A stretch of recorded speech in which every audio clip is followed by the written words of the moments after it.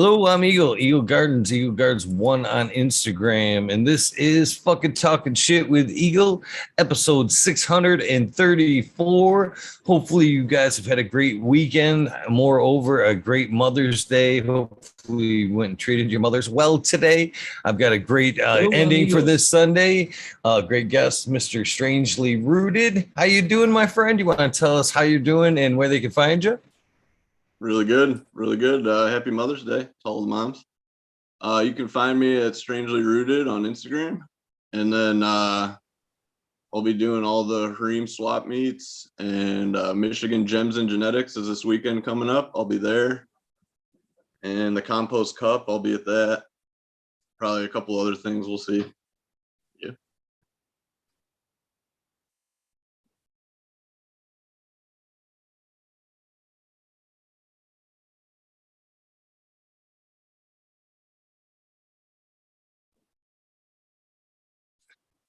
Right on, right on.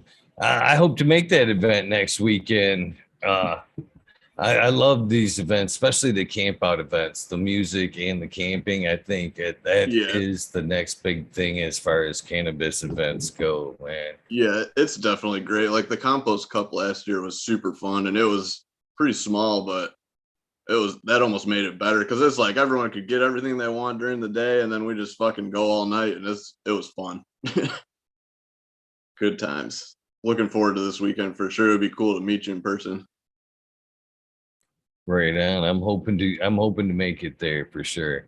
Yeah, for that kind of thing for me, it started off with the Bigfoot event up here in northern Michigan, that camping thing. And man, there's just something about it, man. It's fun during the day, getting to talk to the vendors and whatnot. But when the lights go down and they can close the door and everybody can relax and campfire starts, that's when the real fun starts. For sure. So, what do you have to smoke on this evening? I got options.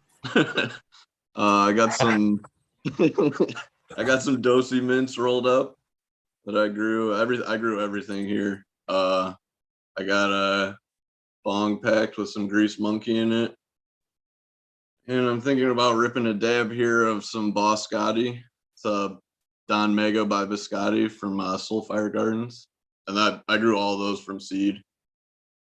So outside. Right on. I love. It was a great answer right off the bat there. I got selections. I've got a few things laying around here. Some fire. I've been trying not to get too stoned for the last hour getting ready for this thing.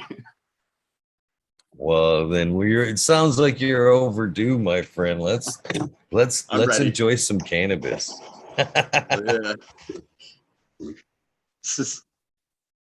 Yeah.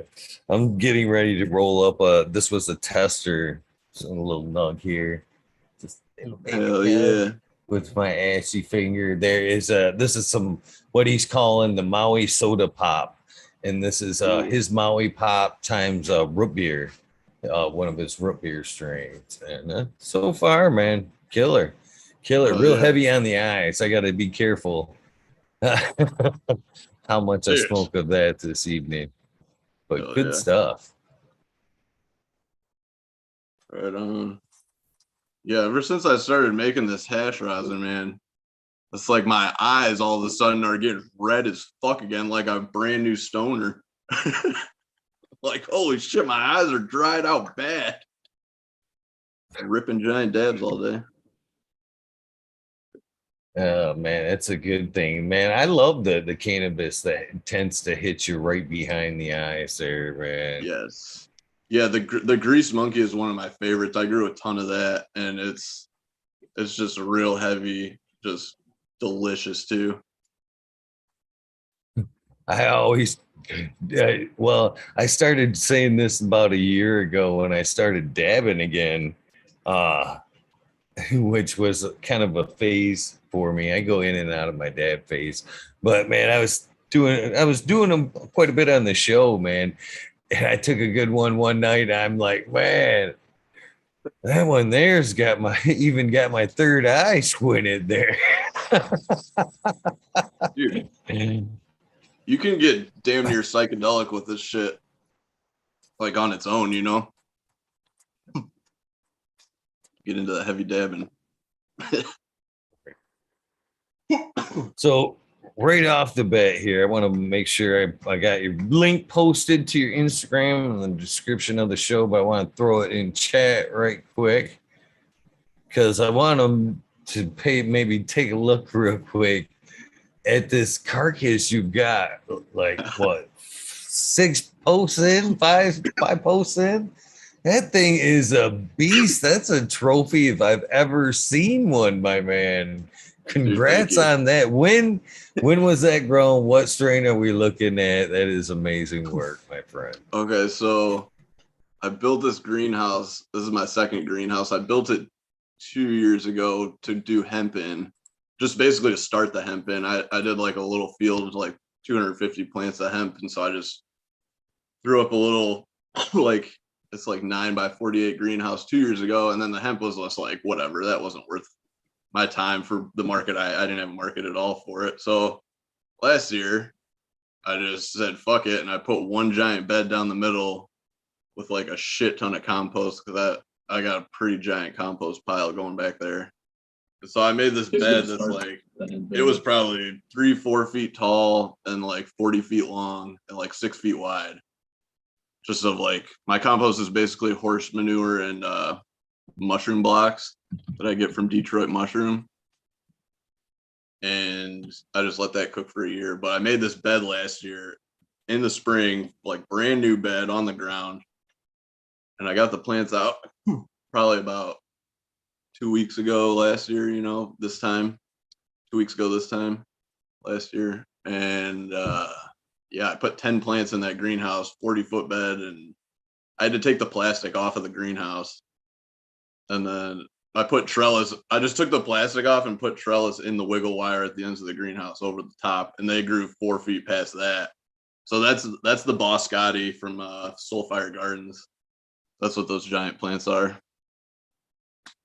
And yeah, I I was just like, oh, I'm like, holy fuck, it worked. I don't usually do this very often, but I'm going to do it with this one here. I'm just going to go ahead, in case they're lazy, I'm just going to go ahead and screen share this carcass right quick because do it. It's beautiful. So Yeah, and like what we're talking about right there. Yeah, and like I couldn't put my hand like the bottom underneath where those connect. It was like two hands basically. It's hard to do justice really with a picture, but yeah, that was pretty good, I thought. Yeah, that's amazing, my friend. All right, real quick, I can think. Yeah, here's the greenhouse you're speaking of, right? Right. Yeah, it's about 9.5, 10 feet at the top of the hoops. So yeah, they were monsters. Yeah. Beautiful. Yeah, that was that got real tricky real quick towards the end of the season. I was just like, okay. Like, how the fuck am I gonna harvest all this? It was a quick trick. Yeah. Didn't come fresh awesome, frozen. That's when I started learning about that. People are like, dude, just freeze it. And I'm like, okay, then we can make hash out of it. I wasn't planning to do that at all. I just had so much last year, and I was like, okay, I'll just take all the tops off for flour and put the rest for hash. I mean, I have a full 72 plants out there, so that was just one greenhouse. You know, since I was thinking, man, should I dive into this now or should I kind of wait for it later? But I might as well we'll just roll. We'll just roll with wherever it goes, right? You can go back and forth, whatever you want to do. So I think that's a lot of what drove a lot of the hash industry, to be honest with you, both in color and in style, was the bigger growers not being able to keep up with harvest and going, we're just going to throw it in the fucking freezer and, It makes sense. It's like, extracts. yeah. Yeah. And I always just did like trim and had like my processor buddies run trim and stuff like that before, but I never dedicated like actual bud to concentrate. And then I was like, well, I can get into the solvent list thing, like, compared to trying to get into a BHO lab, which I don't even want to do anyway. It's like the solvent list is pretty affordable relatively, so I just bit the bullet and, dropped the first part of harvest on all the stuff I needed and said, fuck it, let's go. And the price of flour is dropping. The hash is about the only thing getting a decent price these days. So I figure that's going to go down too. I might as well get on the train now. And I love smoking it. So I do as well. So with that being said, I guess we'll jog back or start from where we usually do here, and that's when and where did you come in contact? When did you first started using cannabis? If you don't mind sharing. Yeah.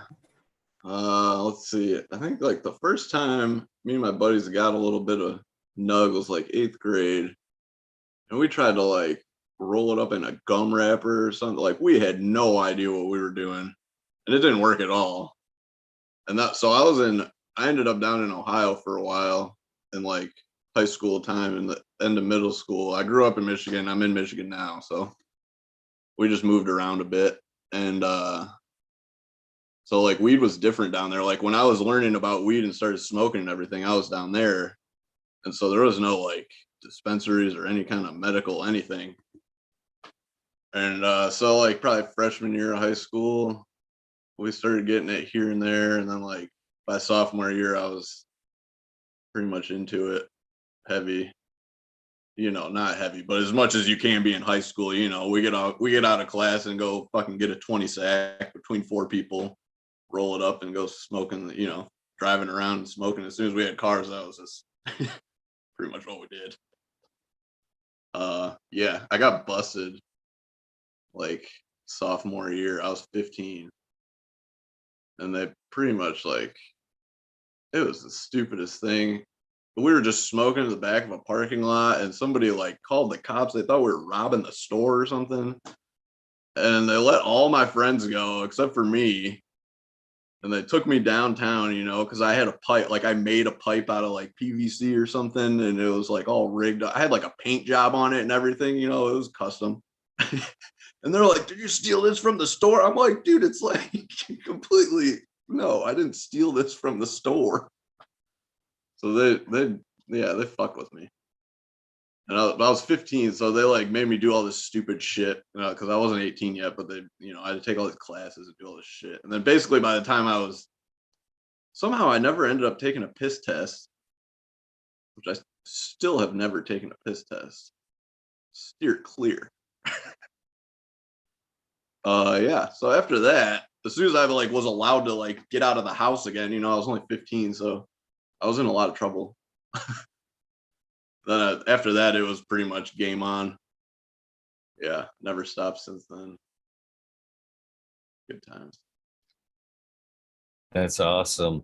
The cocky person in me would have had a hard time resisting going, take me to the aisle where they sell these. Where can I get this pipe at in the store? Show me that spot. Yeah. Oh no, I totally did too. I was like, are you kidding me right now? Like, what is this? Like he was just pissed off because it wasn't what they thought it was. They're like, oh, it's just some fucking dopers back here. Like guilty. Right. So whatever. I guess my next question would be, how would you describe, I guess, your reaction to cannabis at that point? Was it more or less kind of a recreational type thing, and just kind of do it hanging out with friends? or did you necessarily kind of realize that there was a little more something to it? You know what I mean? Yeah, like in high school, after that point, like, because when I got busted, it was pretty early on still, you know, I was still just like, we're getting stoned. This is like very new and attractive and cool. I didn't think about anything more past that yet. You know, we were just starting to get drunk and stoned, and it was like, fuck yeah. But then, like, towards the end of high school, I was definitely like, yeah, getting deeper and deeper into the culture and everything and the music, and just like, okay, these are cool people. This is not a bad place to be. You know, you could be doing a whole lot worse shit, right? And then yeah, into college, things got a little warbly.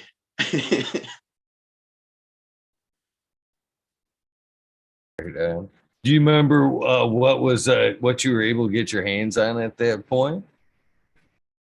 We had mids or beasters,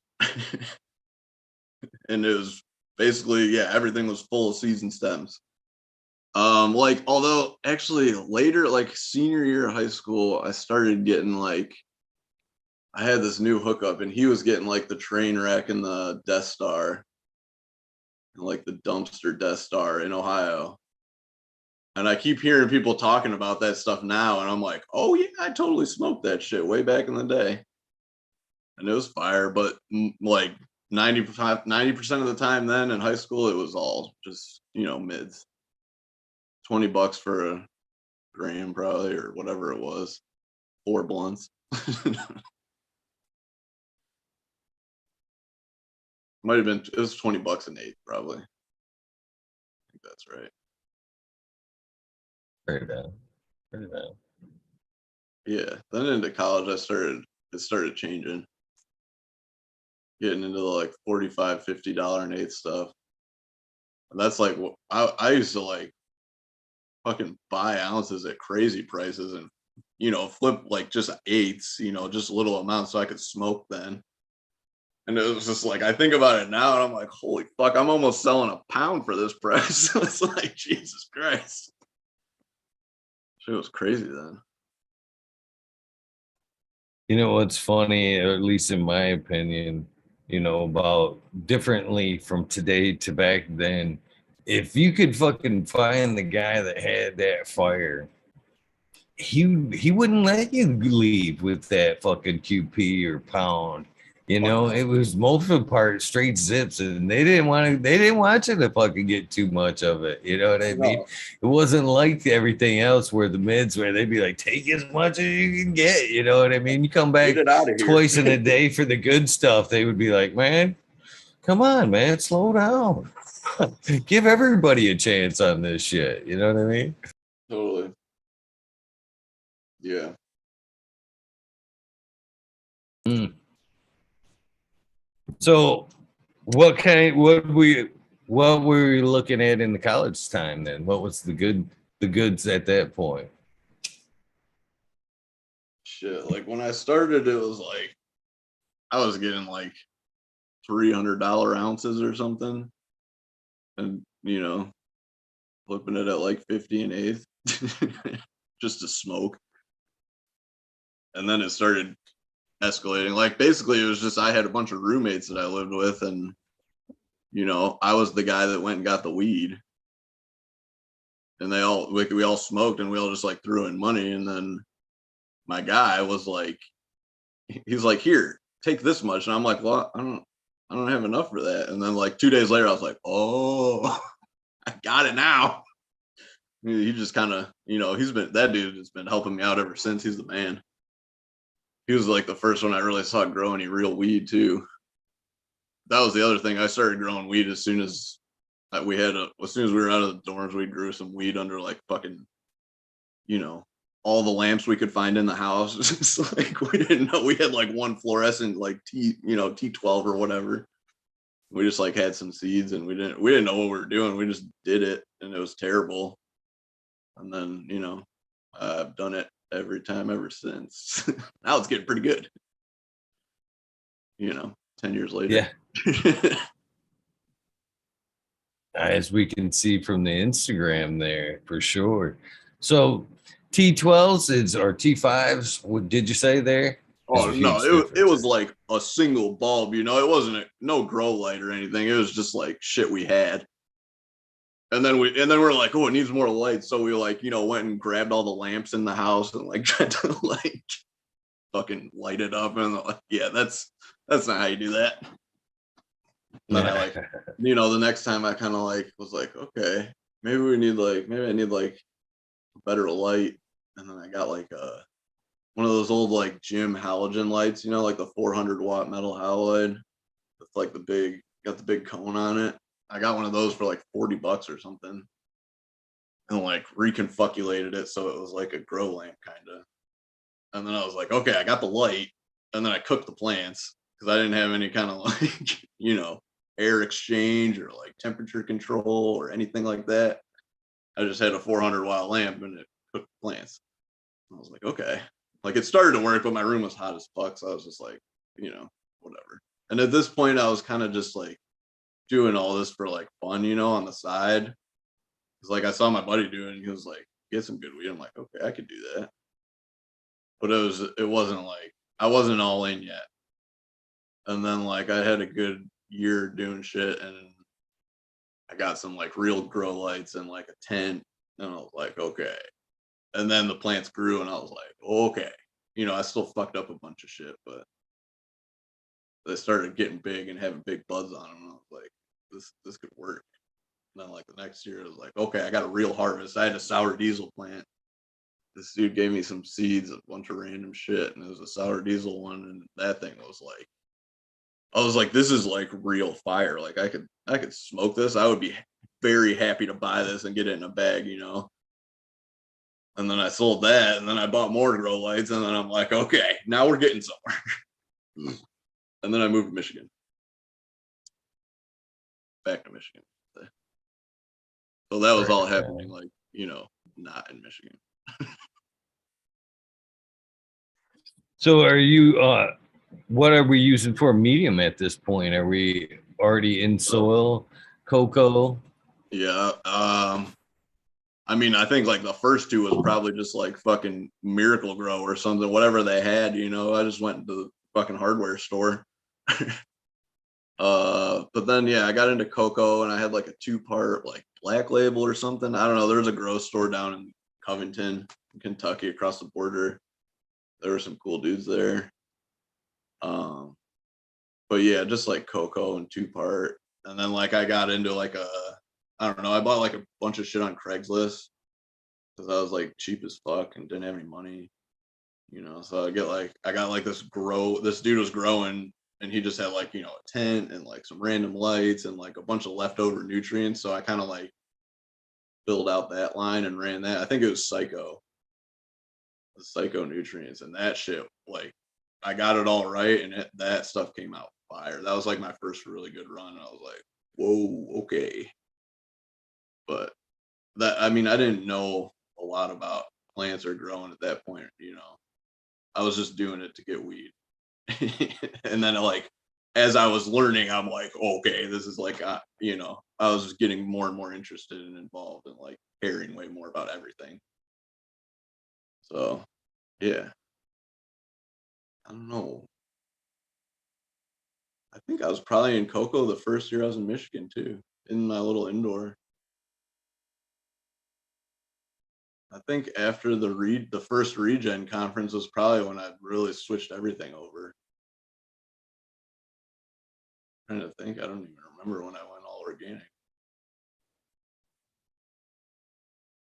So did your relationship change with cannabis after you started cultivating it, or did it stay kind of on the recreational side?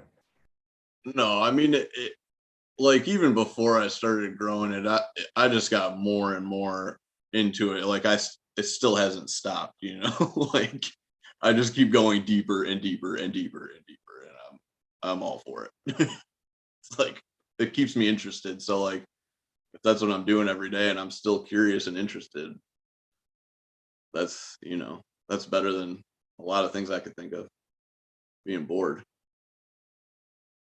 But yeah, I mean, the more I grew, the more I'm like okay, this is fucking awesome. You know, like it's like when you have to go to cut down your first couple like harvests. It's like the feeling you have when you have to like cut down this plant. You've been like, okay, I got it good, and now it's like I'm about to fucking kill this thing, you know. Whereas now I'm just like, let's go. I know what's gonna happen. It's gonna be great. I'm gonna smoke it, you know. But it's just, yeah. The more you do that, the more you get used to it, right?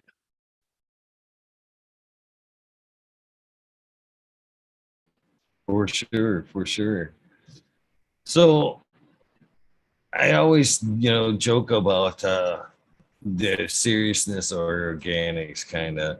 It's very deep rabbit hole there. So, I often kind of wonder to myself a little bit when I'm talking to like a newer grower, when I should suggest, diving deep into organics or starting with organics. Because for me, it was cannabis has been a fun journey for sure, but there's definitely been plateaus where it's just kind of seemed almost like another day of work. You know what I mean? Kind of in Oh, the for same sure. cycle. But then again, there's been uh, things that kind of pique my interest, different techniques, different this, different that. Of course, there's always the option of breeding and stuff like that. So there's a lot of avenues to look into. But once you open that organics road now, that's I don't think that's something that you ever finish up on. So I'm almost like this close, like, I appreciate soil and the simplicity of it all, but do I want to like open the door for a beginner grower right there, organics right off the get? You know what I mean? And I I mean, don't know. if they never know anything else, you know, it might not be hard. Yeah, true, true, true. You've been doing But it the way again, you've been doing it probably forever, and you're like, you know, that's how you do it. It works. It's good. There's why, you know, why fuck with it. And I, true. you know, I'm all for it. However it works is how it works. It doesn't matter. Especially indoor, you know, it's like you can do like the full on living soil inside and it's fucking awesome. But it's like it's still not outside. Like you know, you don't have all those extra organisms and all the relationships that happen out there, but it's still great. But at the same time, you can fucking grow in cocoa and two part and grow fireweed.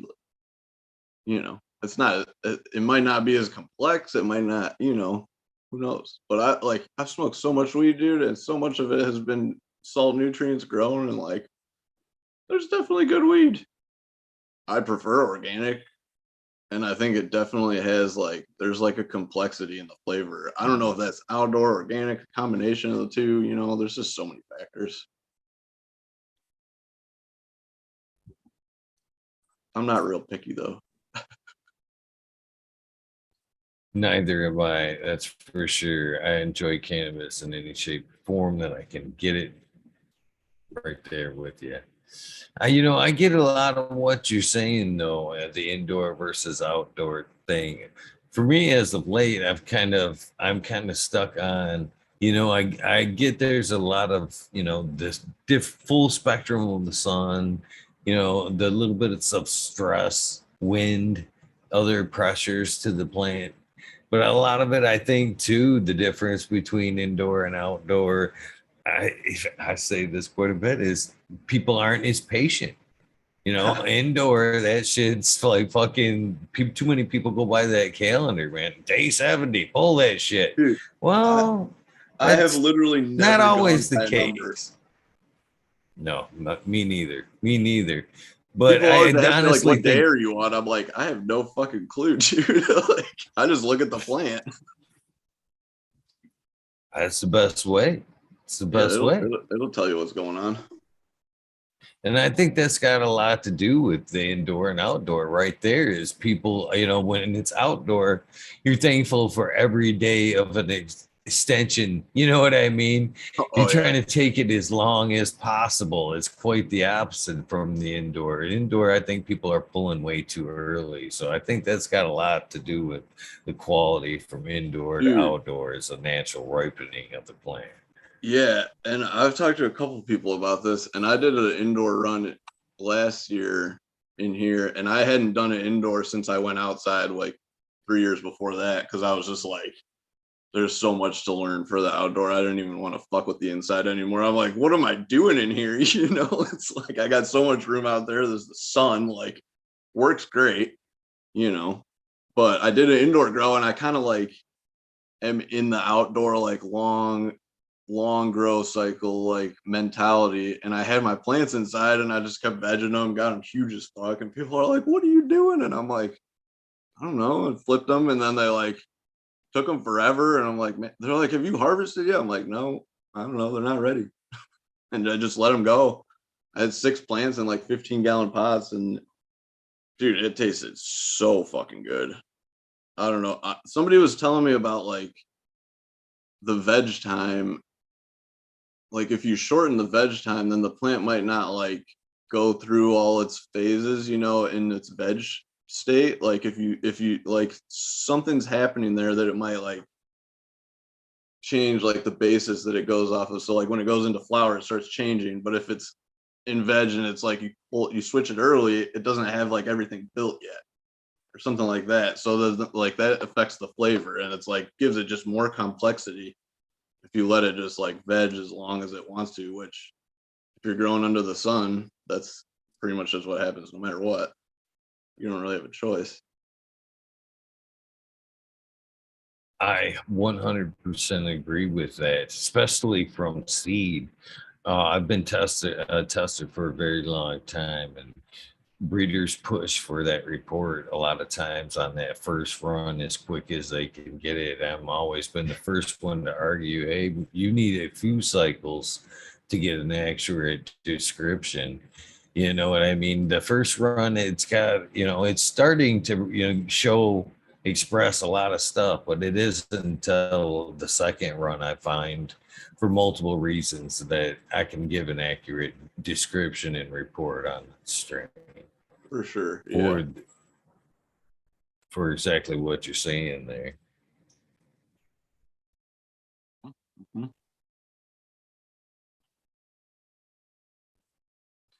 So do you, and you said you started most of your stuff from seed. Do you start everything from seed? No. So like 2 or 3 years ago, I had the bright idea of just popping all seed from like bud that I grew the year before.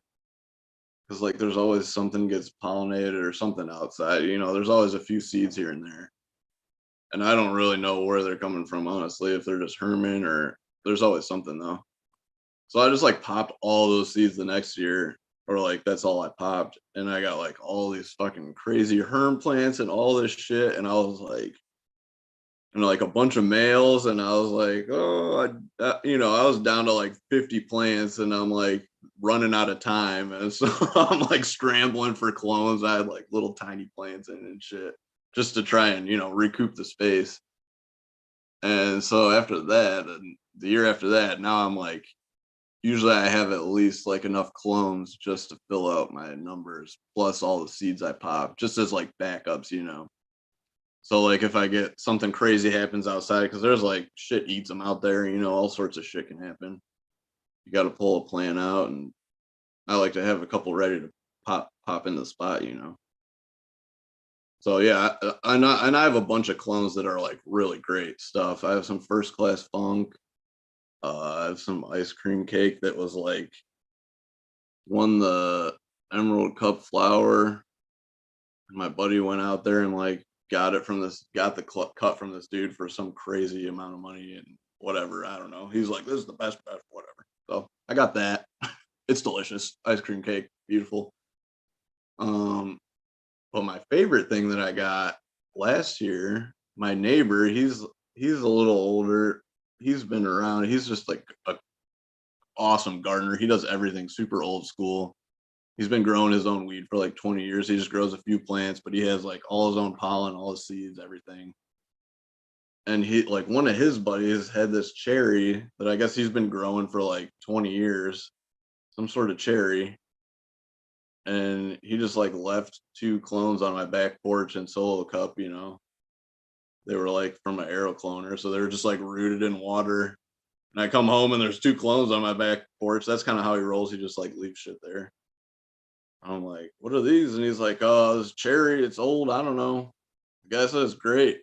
I was like, okay. He's like the clones have been rooted in, like, they're just, you know, rooted in an arrow cloner and put in a cup of water. He's like, they've been in that cup for like 2 weeks. I'm like, what? Did you change the water? He's like, I don't think so. I added some. I mean, they were fine. I grew them, and honestly, that was probably my favorite weed that I grew last year. And I'm like, and somebody gave me some trop cherry, Casey, at the last Freem event, and it was, I think that might be close to what it is, or that's in the lineage at least. Like, it tasted very similar. It had like, dude, after it was trimmed and like bagged up, you know, that first couple of times you open up the jar or the bag or whatever after it's trimmed, and it's just like, dude, this stuff had like, it was like effervescent. It was like you like crack open a Sprite, like how it just like fizzles. Like had this strawberry, like, I was just like, what the fuck is that? So I got a bunch of clones of that. I'm gonna grow way more of that this year.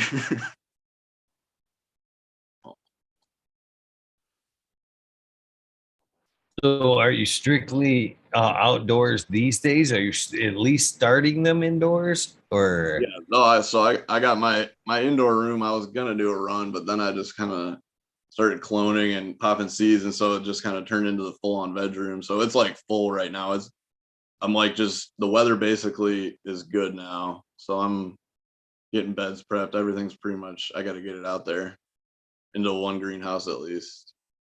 And so I'll like close up the one greenhouse at night and make sure they're cool. Just leave them in pots until they're like hardened off out there. I got shade cloth on that, and so I basically just harden them off in the greenhouse under the shade cloth, and they're cool. They like that. So you want to tell us a little bit on how you prep them outdoor spaces there? Are you beds this year? What are you doing to get those beds ready for this year's run? Uh, to grow some monster ass hardy plants like you're showing on the Instagram there. I'm sure Yeah. everybody would love to some tips for that shit. Well, honestly, like that bed I built last year. I have my other beds are like 3-4 year hugel beds. So they got like the logs underneath. So that's it. That stuff's really starting to, every year it gets easier basically. You know, because everything's starting to break down and like really just meld together. So it's just like, and I'm on like hard ass clay.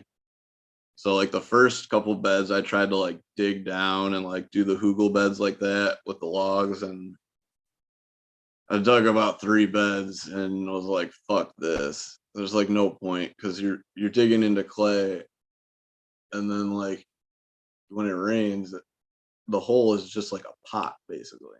So it just fills up with water. So like whenever it rains, like if there's any holes here, it just fills up with water, right?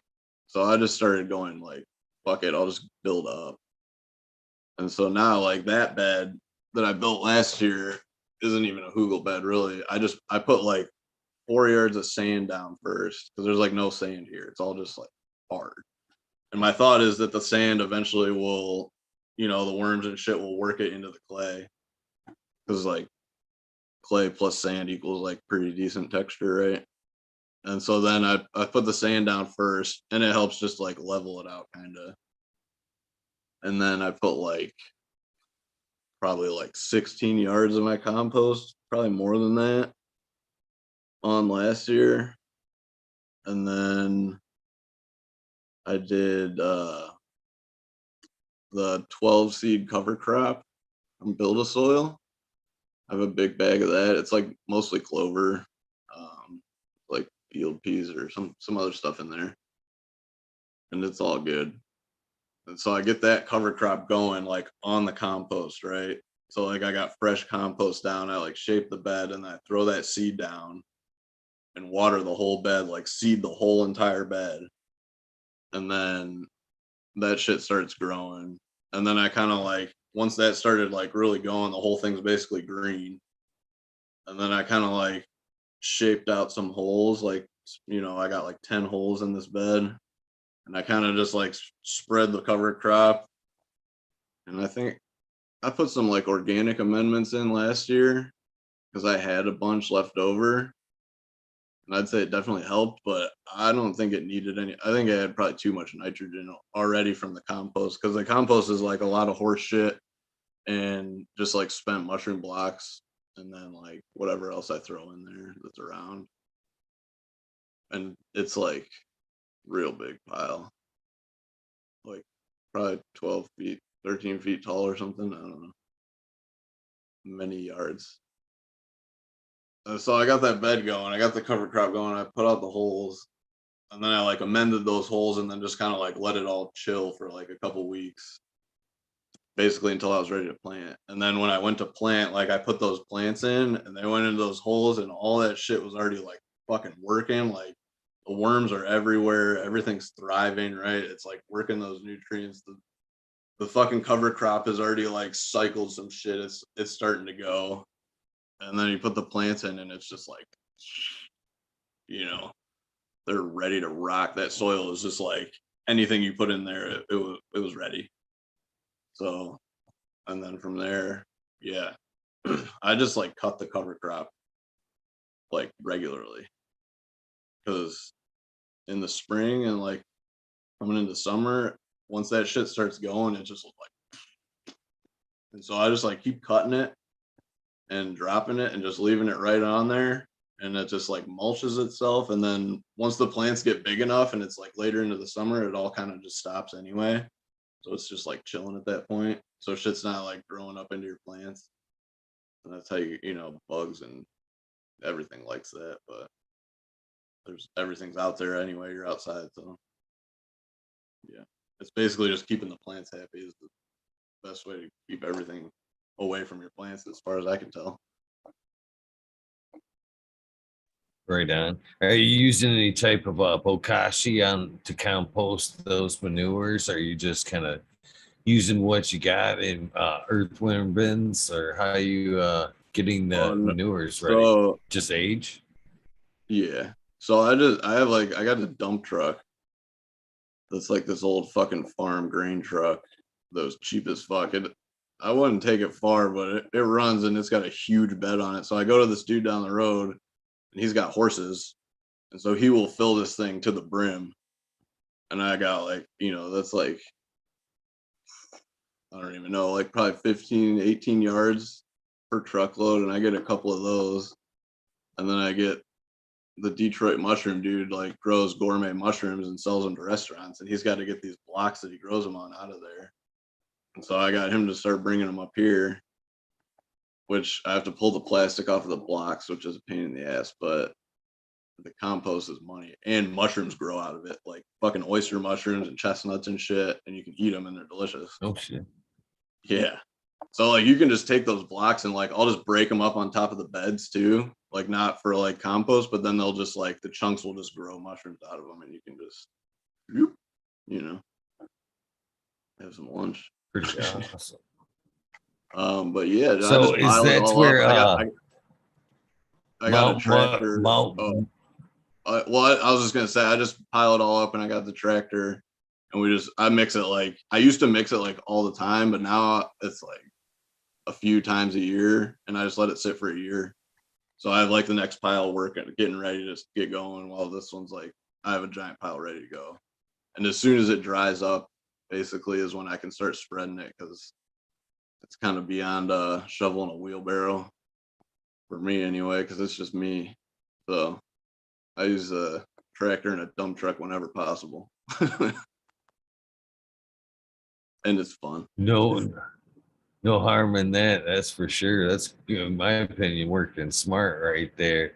So Dude, is I've that unloaded enough leading beds. up to how a home of Mount Mushmore is? Tell me about Mount Mushmore.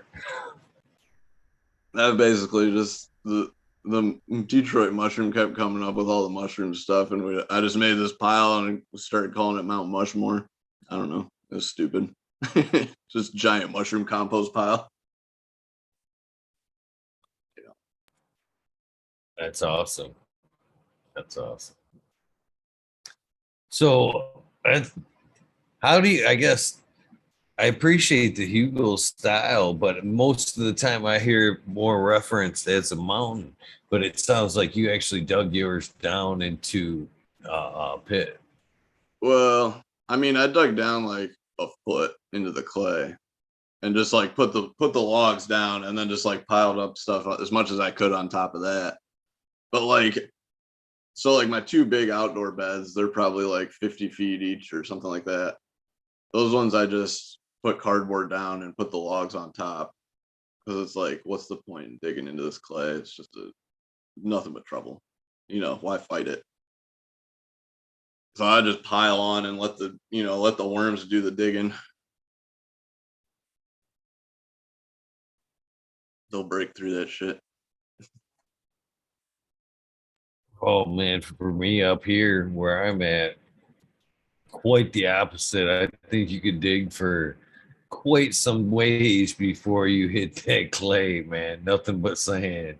Yeah, that's what, dude. It's crazy. All the people like on the West Coast too, like Grand Rapids area, everyone over there, which is like a lot of the weed growers I talk to, and everyone's on sand, and I'm like, man, they're all like, man, this sand is terrible. I'm like, you should try clay.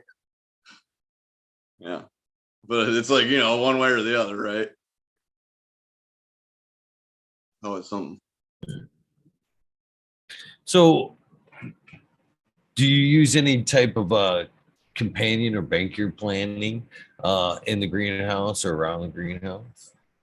I just let the cover crop run, which is really, I guess, a companion plant. Because I'm growing it while the weeds there. So I just like continuously chop and drop it. I mean, I have like a couple like random shit planted around in the beds, like iris and comfrey and shit like that. But I haven't really, I don't know, put a ton of effort into trying to grow other stuff with the weed. I just grow the cover crop. I just let that run and chop and drop it, and I figure that's just like cycling the nutrients under the soil, and it's like you're chopping it, so it's mulch, and it's like green mulch, and it's like cooking, and everything's just fucking working.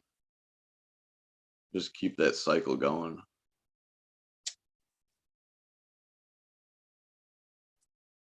Well, whatever you're doing, it works well. That's for sure.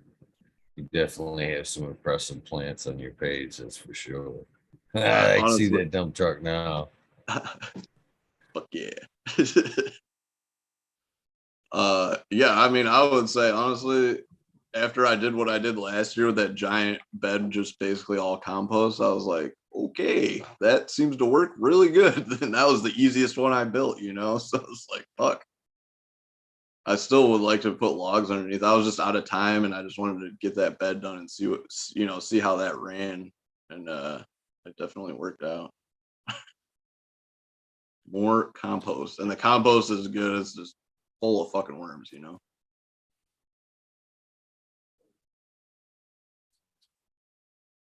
So, have you ever thought about doing any type of breeding at some point? That's pretty much like the only thing I haven't like really delved into yet. I don't know why, but it just seems like it's like so hard with everything going on as it is. I could only imagine trying to keep all that shit straight.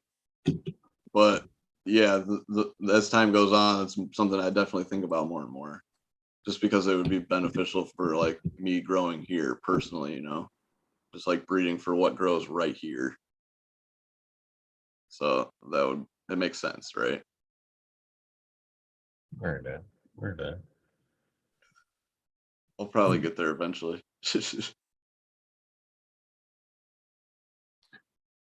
So, how deep are you into the organics or the regenerative practices so far? Like we've talked about, man, it's a pretty deep hole, man. So Yeah. I guess how deep are we in it at this point? pretty fucking deep. Yeah.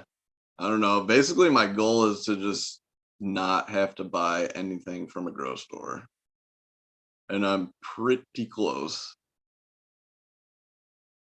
Pretty much the only thing I buy right now, which I probably could not do, but it's basically just like for clones at this point, just because it's easier, and I don't always have everything ready when I'm ready to do clones. So like as far as my soil outside and all that stuff, if it's like winter or whatever, I can just go grab some cubes and fucking throw them in a dome. And that's pretty much at this point, aside from like trellis and like even that, I'm looking at different ways to tie up the plants. But when they're that fucking big, man, it's like, whew, and it's super windy here. So, man, it would be hard to not have a trellis with plants that size. I don't see how it would work. Uh, but yeah, I mean, I'm all about the organic soil, like, because like I started getting into it because I'm fucking cheap, and I didn't have a ton of money, so I was just like looking for different ways to do it, like basically not spending all my money at the grocery store. It's like, man, you start buying stuff like, oh yeah, that'll work good, that'll help, right? I'll buy some of that. I'm like, that's not gonna work for me. And people are talking about like, oh, you just need compost, so I started like little compost stuff, it's like, man, this seems like it's gonna be pretty hard. But then once I went outside, it's like everything kind of started to click. I was like, oh, okay, this is totally different. Because I had been growing inside until like 4 years ago, I guess, 3 or 4 years ago. And it's like, dude, going from inside to outside is like, what a fucking shock. Inside you like got everything under control, right? You see some shit going on, you take care of it.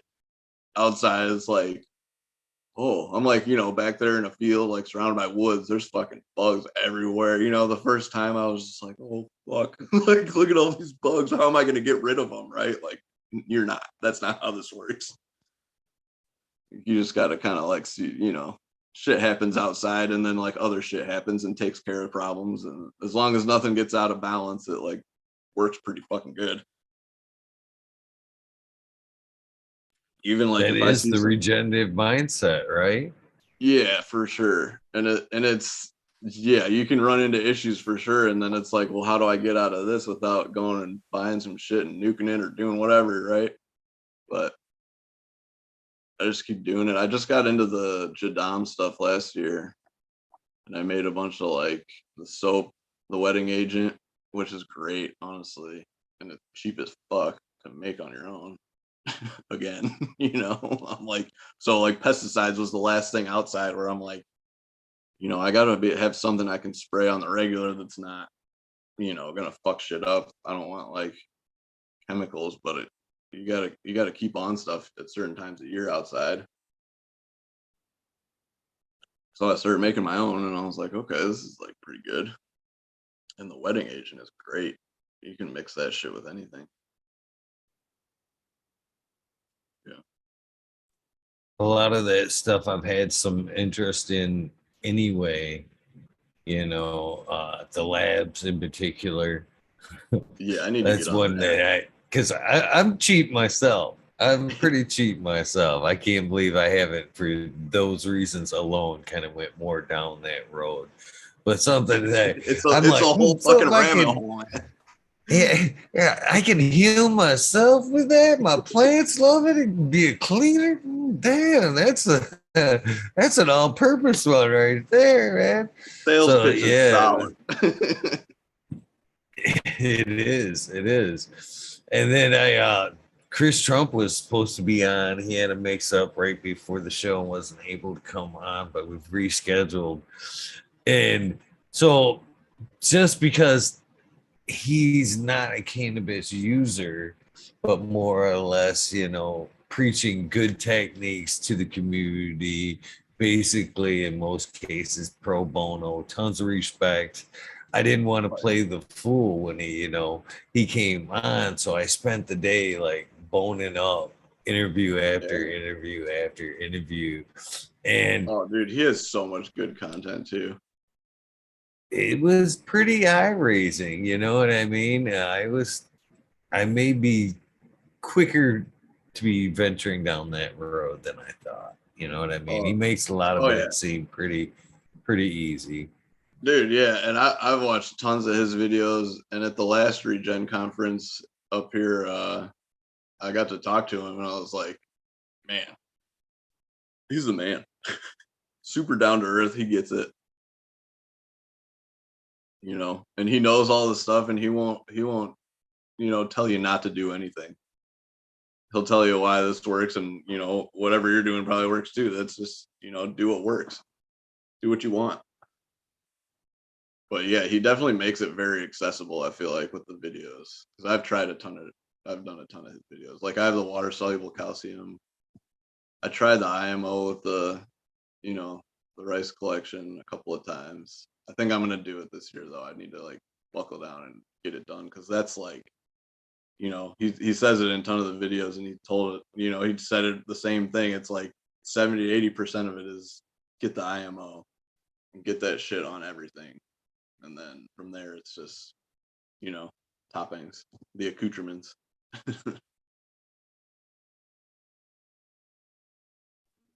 Yeah, it's definitely a deep process. That's kind of why I asked, early on, when do you introduce that to the newer grower, right? Because Yeah. at some point I've had this discussion a lot, and it's hard to, I think, for some people to swallow because there's such a great info out there.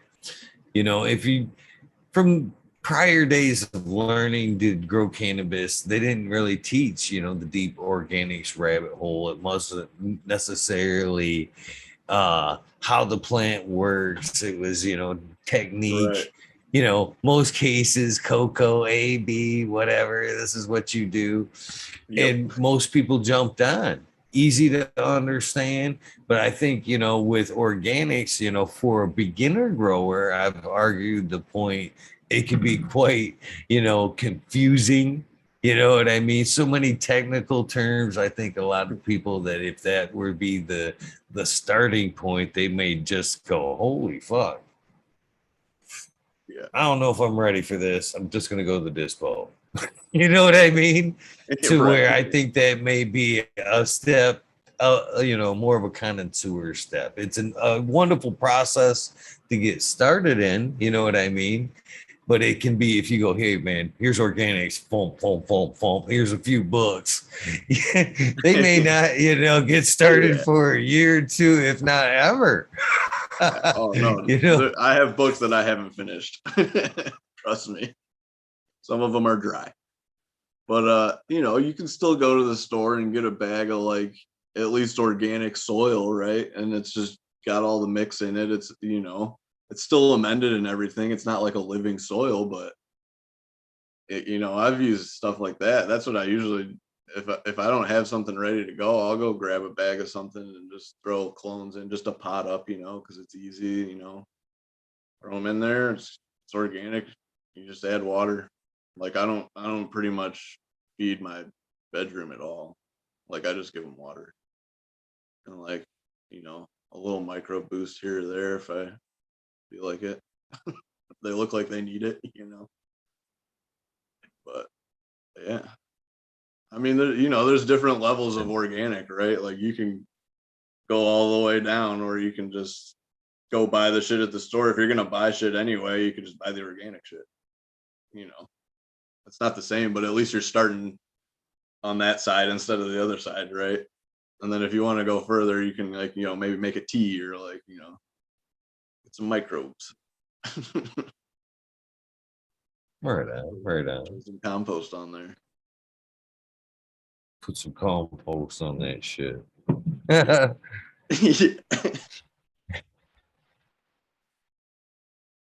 Hell yeah. So I guess what about on the hash side of things? When we did the appreciation for the love for the hash side of things start on? Well, yeah. So I mean, it just started with pretty much back in school, my buddy was the buddy that I was getting stuff from. He was in like chemistry in the college, so he was like learning how to like do fractional distillation like in school, and then he would like come home and do the same thing. And so he was just like had his lab and he was making dabs, and like at that time, like he was the only ones I knew that had any. And then anytime I got anything else back then, it was just like pretty much black, like real dark brown, like just, and that was just BHO, not really hash, right? That's just like blasted stuff in the earlier days. And then his stuff, like every time he gave me something for like 4 years, is like every single time it got better. And I'm like, it can't possibly get any tastier than this. The next day I'm like, holy shit, it can't possibly get any tastier than. And now he's doing hash too, like the ice water, rosin, everything. And he's killing it because he just, has such a good understanding of like trichomes and like the resin inside and everything going on. So he's taught me a lot. And basically last year, I just got into all the stuff that I needed to make rosin, ice hash, and the whole bit.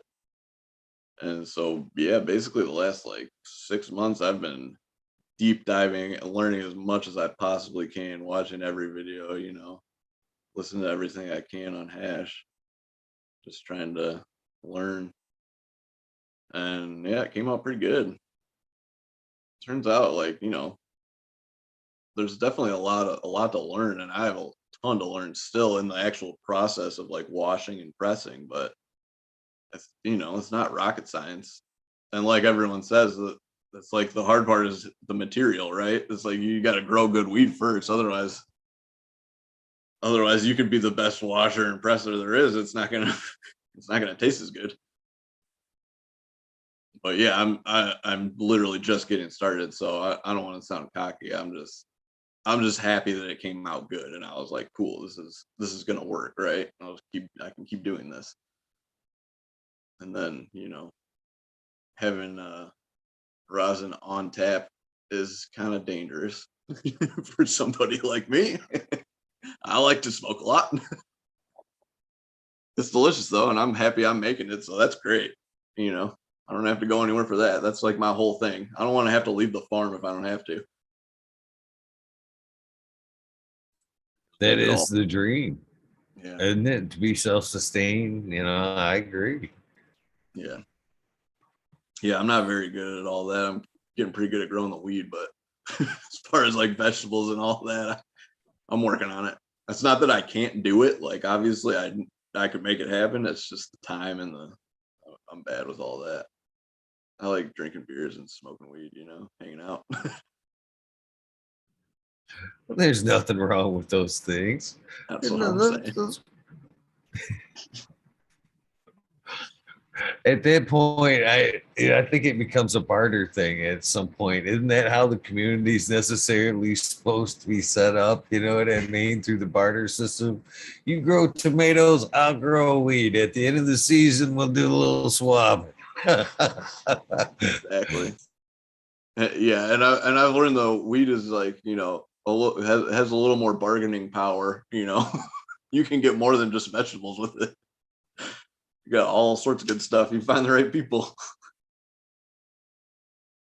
Yeah, all about it. So true. So true. So I guess it's a fair question with all those mushrooms blocks laying around. To indulge on some of the fun ones, not necessarily the healthy ones. They're quickly becoming, putting more and more to the forefront. I would argue they are very healthy. I agree. They have far-reaching health benefits that we are just learning. Yeah, I'm all about it for sure. It's yeah, I like bringing people into the fold too, if at all possible. Just microdosing is very interesting. It's great, and it's just good to get people that are like scared of it, because there's a lot of people that are just like have the preconceived notions that it's like you're gonna trip and you're never gonna come back. You know, and like it's not like that. Like you're drinking a whole bottle of vodka. You're just taking a sip. You'll be okay.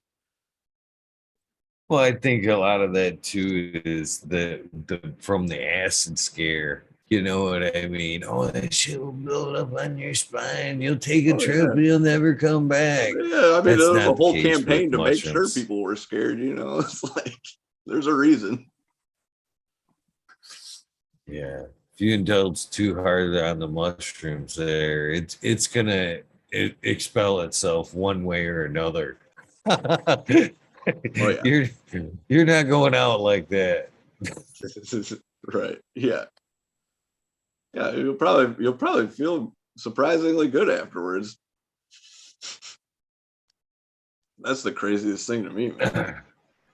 Whew. You're like next day you've been going all night and you're like, man, I feel pretty good. That's not normal. Fucking magical. Right, Ed. Do you have some favorites? Or which are some of your favorites, I should say? Of mushrooms Yes. or what? I don't Yeah, know. I like down them the all. line. Healthy or recreational / Oh, medical? yeah. Well, yeah, I eat more recreational / medical ones. I like all of them, but you know, and like the ones the Detroit mushroom dude grows, ooh, he's got like best mushrooms in town. I like pretty much hadn't eaten any like real gourmet type mushrooms until I started getting the shit from him, and I like started cooking like lion's mane and like all these oysters up, and I was like, dude, these are like it's a whole different thing. They all got different flavors. Pink oysters, the golden oysters, the chestnuts are like nutty. Dude, yeah, that stuff's delicious. But yeah, I'm a big fan of the psychedelic type. I like putting them into like, different chocolate bars and stuff like that so you can kind of keep track. Just break off a little square. It's good. Or you I just have a find the whole chocolates are quicker hitting and they almost have more intensive effect when they're mixed with the chocolate. that's interesting. Yeah, it's definitely different. It works great. I think it's very effective. Yeah, and I like to I'll grind up like a whole big batch and make like everything with the same batch. So then it's like piece to piece, it's pretty consistent. Whereas like if you eat a mushroom and then you eat another mushroom, you could have completely different effects, just because there's different amounts of stuff and it's not necessarily like the bigger ones more. So it's like I like to have it like real consistent. I don't know. It's fun. I think it's good for mankind. I definitely encourage it. I've actually talked with other like YouTubers that do this type of, show or whatever. And I've told them flat out, half the at least my secret is mushrooms. Yeah, there's a like I can't tell you how many episodes they'll be like, that was a good one. I'll be like, mushrooms. Mushrooms. Oh Yep, oh that yeah. was a good one. Mushrooms again. Yeah. Tripping balls through that one. It's only had like one or two times where it's been like ill onset where you could just kind of like look right into the depths of the camera and like kind of panic. Huh? Other than that, one time it was just that. It was like I could just like it was just like an endless tunnel looking into that thing, and it was like Like, oh, right. little yeah, People are it kind of watching. kept fucking yeah, it kept fucking with me a little bit there. And the other one was I was getting ready to like wrap up a show. I was on like a panel show.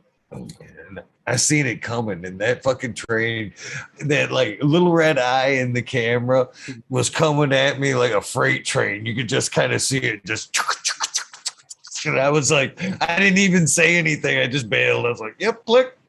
And we're out. Yeah. Yep. Had enough of that shit. You didn't get me like that. It's basically what I thought. Yeah, I got to turn this red light off. Good times, though, man. Good times. Oh yeah. So do you try to, well, I guess you've already kind of threw that out there that you're laying them on the bed, but do you think more and more growers could incorporate growing mushrooms and cannabis, synergy, like in their indoor beds? Yeah. I know there's people doing it. You can definitely inoculate, and like you could just have a block in your bed too, if you're trying to do it indoor.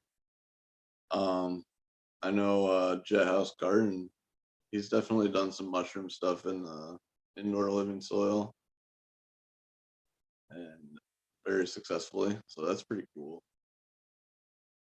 But yeah, I mean, also like I got some blocks from Detroit Mushroom when had my indoor grow garden or my indoor grow going, and I was like, because I was looking at the CO2 mushroom blocks you can buy at the store. They release CO2, right?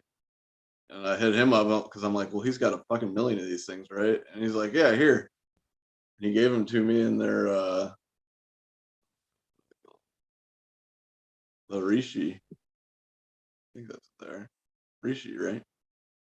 Like crazy tentacle ones. I think that's right. But yeah, so those are like medicine on their own. So they're getting CO2 in the grow room, and then you can harvest them at the end. So like a win-win. And yeah, you could do it with any of them, really. I think oysters would work good. I don't know. I'm not super good on mushroom knowledge. I know how to like throw it together outside my bed, but I'm definitely not the source of knowledge on it. Yeah. Right. On. Well, we got to talk about something. That's true. So I guess back to the outdoor. How would you normally go about harvesting if everything were in a perfect world and not out of control? You know what I mean? Yeah, do you like prefer to hang and dry? In a perfect world, I'd have a team of 20 people and it'd be super easy. No, I don't know. Yeah, it's like every year, yeah, I don't have that. But yeah, pretty much every year, things escalate. So it's like every year I'm still trying to figure out how I'm gonna deal with everything. It's a challenge every time. I mean, I've always just cut everything, hang it up, dry it, try and keep it from fucking getting crispy basically as I work through and trim it. Because I'm not like a machine trim guy. So I've always just dried and worked through it as I get to it. And then like the past couple of years, I've realized like if you like harvest it and you get it dry, however long you want to dry it, I like to go at least like minimum 10 days. But sometimes if I have room and I have time, I'll let them hang for a good long while, like a few weeks, as long as I have the temperature and humidity like in check, pretty decent. Which I like to have it like pretty much like 60, right around there. I'll go lower if I have control. It depends on where I'm drying. Like sometimes if it's like I have to get a bunch of plants down, it's raining, I'll hang them out in the garage. And I just do my best to keep fans and keep them from. But if it's raining, it's not dry, so it's just humid anyway. So then it's just keeping fans on them, keep them from rotting, basically. But then yeah, dry them and just work through. So what I was saying is, if you like buck them down, like not each nug, but like sections like little pieces of stock that you can get into a turkey bag basically pretty easily, and like defan everything. That's the other thing. I like to get all the fan leaves off basically whenever I can. ideally you could take them off first, but that's not really, nothing happens ideally. It's always just do what you can when you can.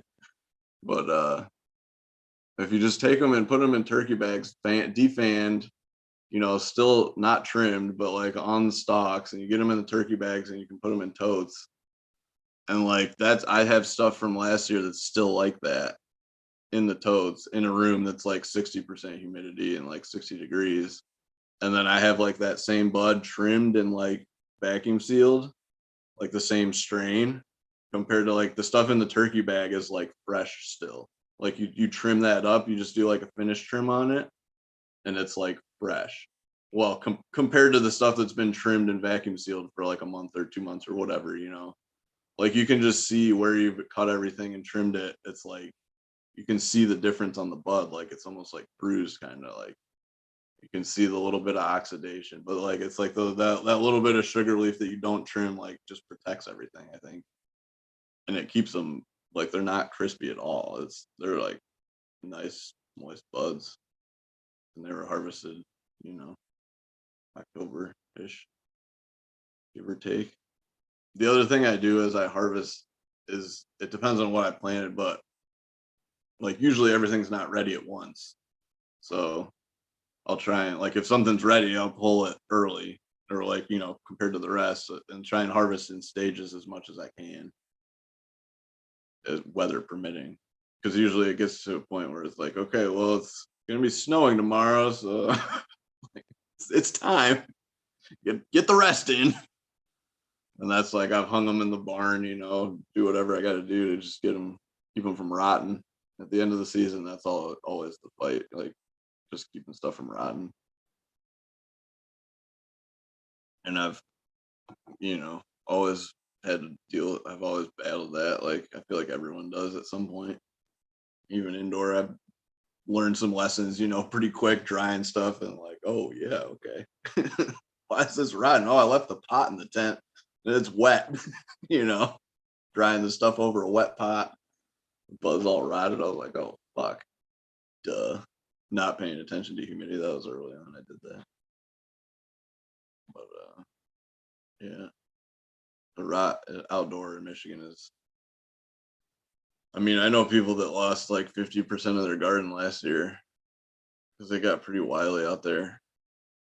It was wet for a long time, and there was just no like sunny, dry times. It just kind of kept getting worse.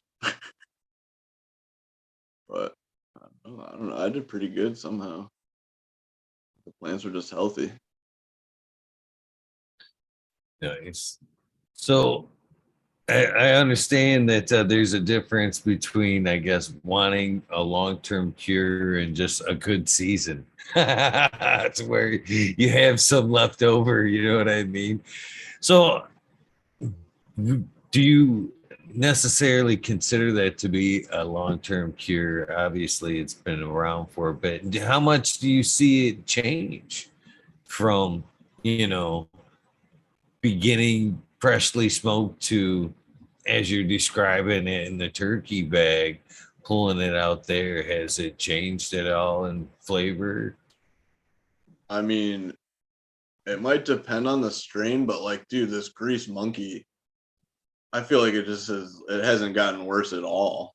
I just trimmed up like a pound or two of it not too long ago, and I have that, like once it's trimmed up, and I'm pulling it out of that room, I'll keep it in a jar, and then it's like nice, squishy, and it tastes fucking phenomenal still. And I think, yeah, it's definitely just like curing in there. Something's changing, and it's not getting dried out. It's not getting fucked up. It's not like getting hot and shit. So yeah, I don't know. I mean, like it might be that like in the first like month or two is like everything changes, and then after that it's just kind of like solidifying, or not like getting hard, but like just the flavor is just like locking in longer and longer. I don't know. I didn't know like if it would be better or not. I figured the turkey bag would be or the vacuum seal bag would be the best, right? But I don't know. I think just keeping that humidity in the room right has definitely made a difference. because everything's just like nice still. And that's the goal. Like I like to try and do a big outdoor harvest and keep it as good as I can for as long as I can, even if it's for a year, like that's fine. I'm not mad about it. Usually after a year though, it's getting to not be as good. You can tell, you know. You get some fresh bud next to it, and you're like, okay, it's getting a little brown. But like you break it open and it's bright green still, and it's still got all the flavor, right? But it doesn't usually ever make it that long. Well, I kind of asked because at one point, you know, you kind of described, you know, the flavor as being, you know, like having like a bouquet to it. You know what I mean? It's kind of individual flavors. And for me, I feel we, at least again, for myself, I feel you get more of that bouquet on the fresher end. You know what I mean? Right, you know, more freshly harvested, perfectly dried, ready to be jarred or long-term storage, but not necessarily long-term storage per se.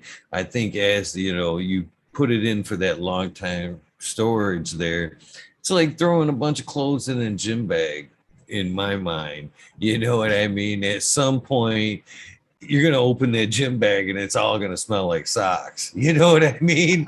Or cologne or whatever. It's all going to just bind together. It's harder to pick out the bouquet at that point. I think it just has that flavor and after a long-term cure. Yeah, I mean, the grease monkey, I think it's not worse right now than it was when I harvested it. But like for me, usually it depends on the bud. Like I'll smoke it like, you know, from right before it's done drying until it's like fully cured, like all the way through, right? And there's like a point in there when it's still like not dry all the way, or not like it's dry enough to smoke, but it's not like cured up at all. And it's like you get all the flavor, like it burns the back of your throat just a little bit because there's like a little bit of water in there still, right? So it's just kind of like a little harsh, but you get that like super fresh, all the fresh terp flavor, you know. And you definitely lose that as it cures, but I think that's one of the things that you can capture with the live rosin, you know, with like the fresh frozen material. Because like that's those terps are gone as soon as you hang the plant up. I feel like it's changing, you know, and it might change for the better, but there's still that like fraction of terps that are there for a very short amount of time, and it's just cool that we can like capture them with the hash and like get a chance to really taste that. But like even with the hash, the different flavors come out, and some stuff like I ran the Boscotti like cured bud of it, and I had a bunch of fresh frozen material of it, but I had some cured stuff that it was like, you know, I wanted to just see what the difference was, and it tastes great as rosin too. And that was from cured bud, so I was like, okay, well that's cool. And it wasn't like it was a little different, but it wasn't worse, you know. It was like the cure kind of changed the flavor a little bit. And I think for some strains that can be a good thing, and some it could be maybe not as good. You know, like I feel like the fruitier stuff in bud form like doesn't usually hold as long, you know. But like whereas the grease monkey is like that real heavy terpene profile that's just like grease, you know, and it's just like funk gassy and it just stays.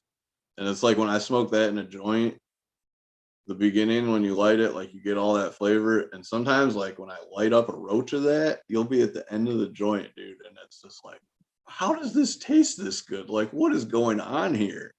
Like you get to the end of the joint and it tastes as good as the beginning. That's something's going on there. But it doesn't happen with all strains, like no matter what you do. It's like the mono and sesquiterpenes. Something. What are some of your favorite strains? You've been smoking quite some time. You by now you've had to go, man. At least right now. I know that's hard because That's one thing I joke about, about popping seeds and holding on to that one. Everyone's the one until you pop that next seed and smoke it, and you're like, well, You're right. maybe Like, not so special.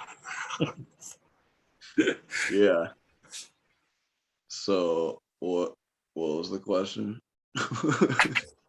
What would you say has been some of your favorite strains, or what is Mm, currently? yeah. I definitely like pretty much anything gassy, greasy, like, Gorilla Glue. I really like, I had some Chem Dog that I grew a couple of years ago. I haven't had some good Chem in a while. I'm probably gonna try and get that back into the mix here soon. Cause that like super nasty Chem flavor is, I'm a fan. Basically just like the grosser, stinkier terps, the better, the shit that like when you pop open the jar and you're like, "Ugh, ugh," that's what I want. What is this? Smoke some of that. Uh, yeah, I don't even know, man. Like, I didn't even know any of the strains for like the first half of my weed career. I was just like smoking whatever there was. And then I grew a bunch of random shit too. I didn't, I grew bag seed for like the first 3 or 4 years because there wasn't like dispensaries and shit down there. It was just kind of like fucking dark ages still. I could have just looked up here and like found out so much shit I just didn't know. Like, whatever, I got some seeds, let's fucking run it, see what happens. That one sour diesel was one of the first like good strains that I grew that was just, wow, that was really good. I probably remember it better because it was one of the first good ones I had, but I don't know. This grease monkey I popped seeds of like last year indoor, and then I cloned all of them. Well, it was only 6 seeds, so I cloned them all and then, kept the winners. Well, I planted a bunch outside and then I cloned all those. And then the one that ended up being the best, I didn't keep the clone of, like, of course. Like it didn't look the best inside, but then when I finished it outside, I was like, oh fuck, this thing is like a beast. I just didn't take it long enough inside. But yeah, that's pretty much how it goes, I feel like. I was like, oh, I should have kept that one. Well, the cherry that I grew last year, very big fan of. Also, the first class funk, I really, really liked. That shit was just greasy as fuck. It almost never even like it never got to the point where it was like dry. That shit was like you could barely even squeeze it, and after you were done trying to do that, you couldn't get your fingers apart because it was just like glued together. And the Boss Scotty and Dosey Mints last year, and the Apes in Space really were all just like super big, dense nugs. And I think I was listening to Kevin Jodry was talking about it. Like his farm's up on the mountain and it gets all this wind. He was talking about the wind and like the denseness of the nugs. And I was like, yeah, it's windy as fuck where I am, like pretty much the whole time. Which is why I have so much trellis because like shit just blows over. And yeah, the nugs, like I had some nugs where literally I squeezed it as hard as I could and it like barely budged at all. And people are like using like growth regulators. I'm like, no, I'm using the sun and the wind. Like the outdoor stressors are very, very real. Like I feel like that plays a way bigger factor than a lot of people give it credit.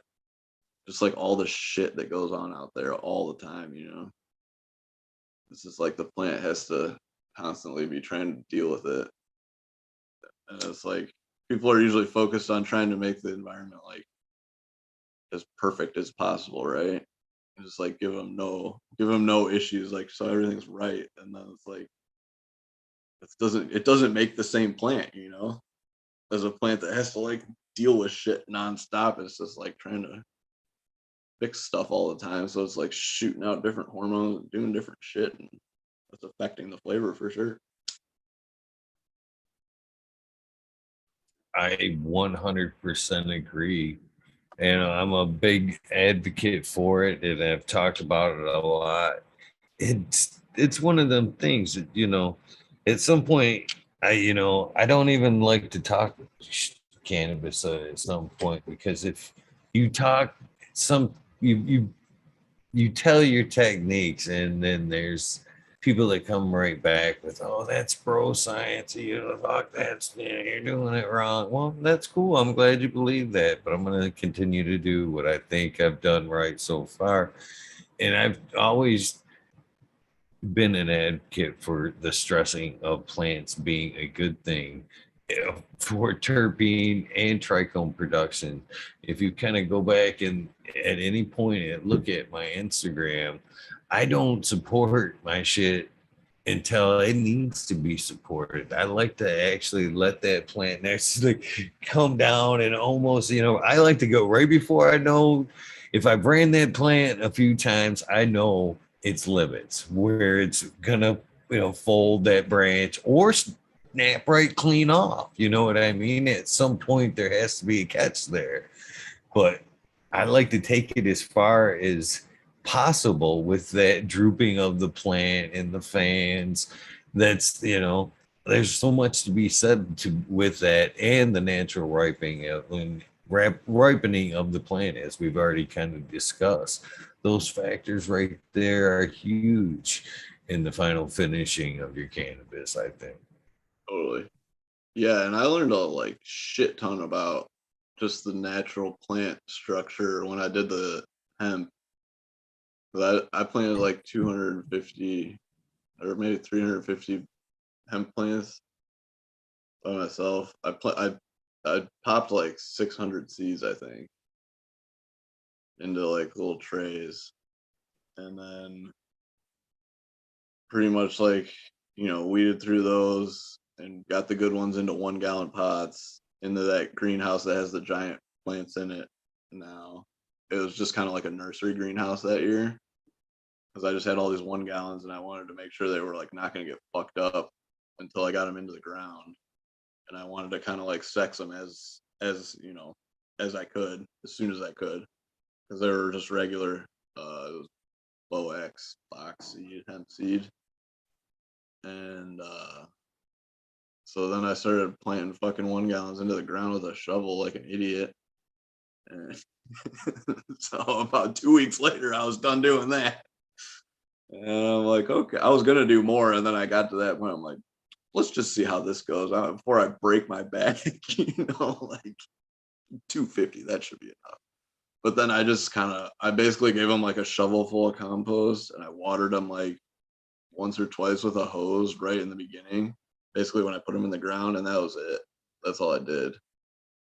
And like they, so they just went straight up, and they had like just a perfect like, picturesque structure. I'm like, oh my god, like I always fuck with the plant, it never gets like goes straight up and has all the branches coming off like perfect, right?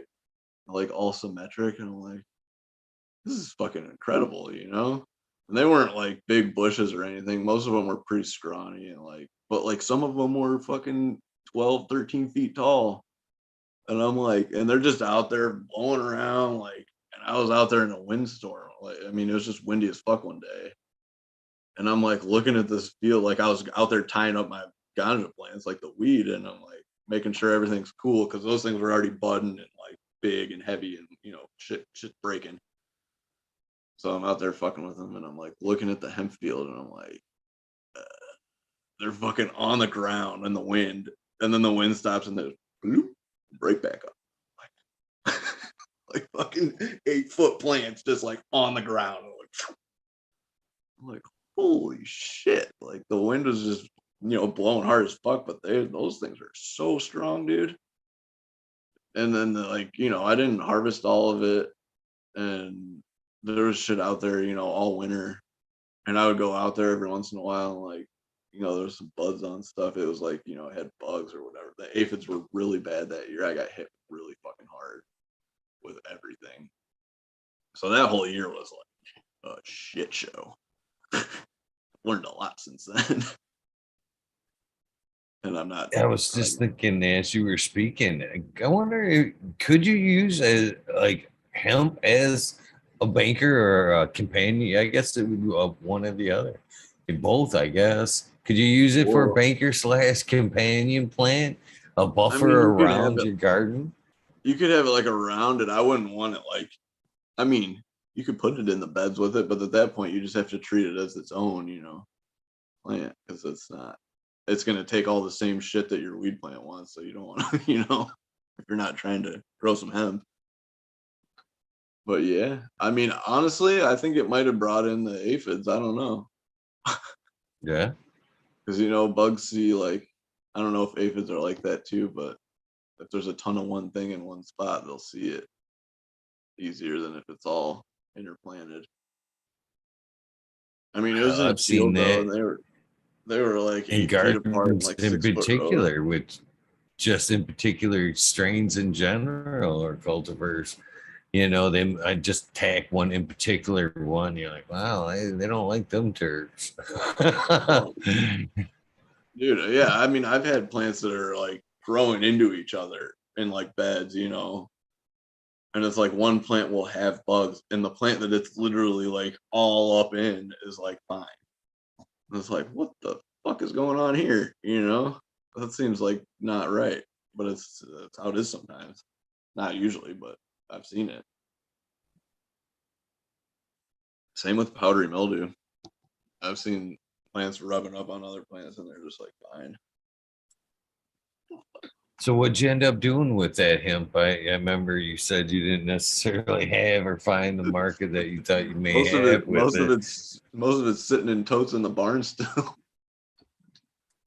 I don't know. I like make salve and stuff with a bunch of like weed, and I'll throw hemp in there. Like sometimes if I make stuff, I'll throw some hemp in just to get some CBD and some good shit in there. But I mean, it was good. There was like, it's got seeds and stuff in it, and it tastes pretty good though. And honestly, I was shocked by the terpene profiles throughout this whole field was just like all over the map. And there was a couple out there that had like, no joke, like I grabbed this plant and it smelled my hand, and you would have thought I was literally cutting garlic. Like it smelled like fucking garlic. And I was like, what? And I had heard people talk about, like a garlic terp, and I'm like, I've never, I've had stuff that's kind of like savory or, like GMO, but it's like I've never had anything that's like garlic. And this shit was like, I was like, what? That can't be right. Like, and it went from that to like cheese, or like there was like berries terps out there. There was everything. So that was really interesting. Because it was all just from seeds. So lots of phenos. And then like half of it was purple, half of it was green. All sorts of weird shit. It was cool to just like put seeds in the ground and see them grow though. I mean, I potted them, but putting them in the ground and just watching them do their thing was like pretty crazy. See, that's one thing that I think is the difference now that you say that. Why those plants were able to bend like that. That's fucking taproot vigor right there. That's that For root sure. going down as deep as it can get before it branches out, I think. Absolutely. Yeah, and there was just, it didn't have a choice. It wasn't getting watered or anything, so it had to get down there. Otherwise it was gonna die. And it did it. And, they did it. It was great. I definitely could have like, probably made it so there was way more hemp and they were way bigger, but I really kind of just wanted to see it happen, just for my own education, really. And just to see that many Right on. plants in a field, it was really cool. Watching them all in the wind with that many, I'm like, I fucking did this. This is pretty cool. I'm just back there like, Oh, yeah. okay, nobody's stopping me. They said I could do this. Because that year nobody came out and checked or anything. There was nothing. It was just like, here you go, $100. Plant as much as you want. Tell us where you're gonna plant them. okay, $100, fuck, that's not much to lose. No. That's awesome too. Like I said, it would be an awesome experience. I've actually kind of heard like California kind of taking advantage of like the hemp market of there a little bit, just like, oops, it's over. Oh, or you know what I mean, or you know, Dude, swaying it a little bit. yeah, Oh, yeah, I'm but over like, rats. Kind of, and I don't know, intentionally cannabis being over. Oh shit, I must have got some bad seed, or I don't know, yeah. some shady I mean, practices. people are doing crazy shit with the hemp now. Like you can, take a field of hemp and turn it into THC distillate, which is pretty wild. That doesn't seem right, but they're doing it. Crude CBD into THC. I'm like, what? But so then that's like all on the market, like, well, that's like fucking Franken THC. That ain't right. That's not how it's supposed to be. But yeah, that's a whole nother bag of worms. But something else I was gonna say, talking about watching plants like growing, I've always had like a couple of, like volunteers grow out there.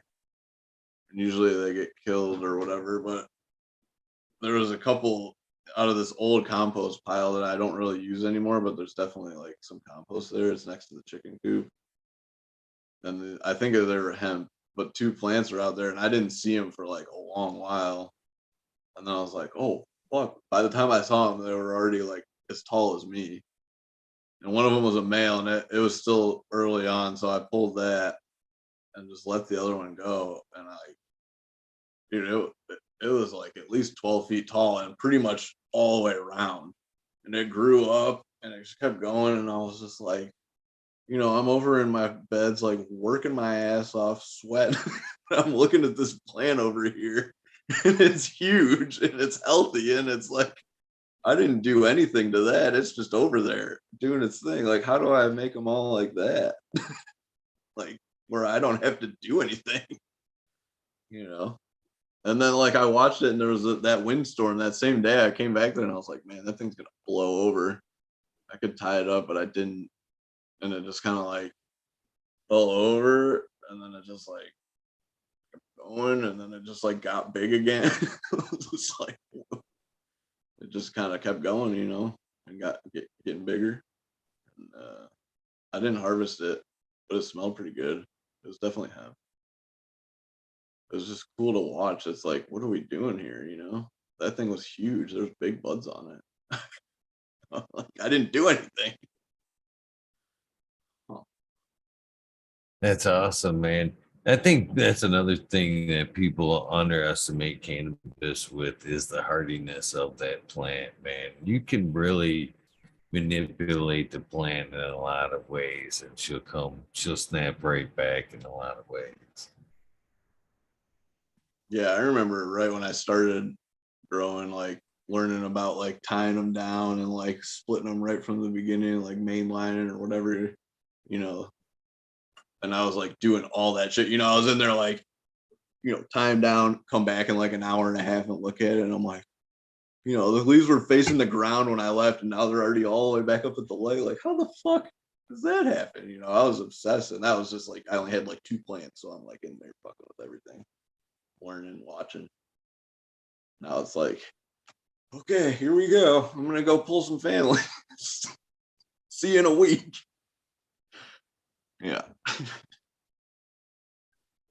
it's fun though. It's always, I like to see that too. The ones from underneath that actually kind of twist, completely turn around, face up, do what they got to do. You're like, man, Dude, it's crazy. you're a Yeah. go getter, aren't you?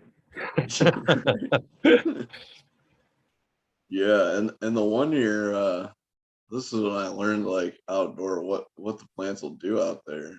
When I was telling you, I like popped a bunch of random seed and had a bunch of males, so I was pulling plants out, and then like the plants that were next to those plants pretty much all filled in the spaces that where I didn't plant another plant. Like they just with not that much time left either, they just fill in the space. Like it's pretty much like as much room as you give them out there, they're gonna fill it up. And that's like, so far I put 10 plants in that bed last year, and I figured like, okay, these will be spaced out. You know, they were 8 feet apart, 6 feet apart or something. I could have put fucking 5 plants in that bed, and I think they would have been still touching, you know.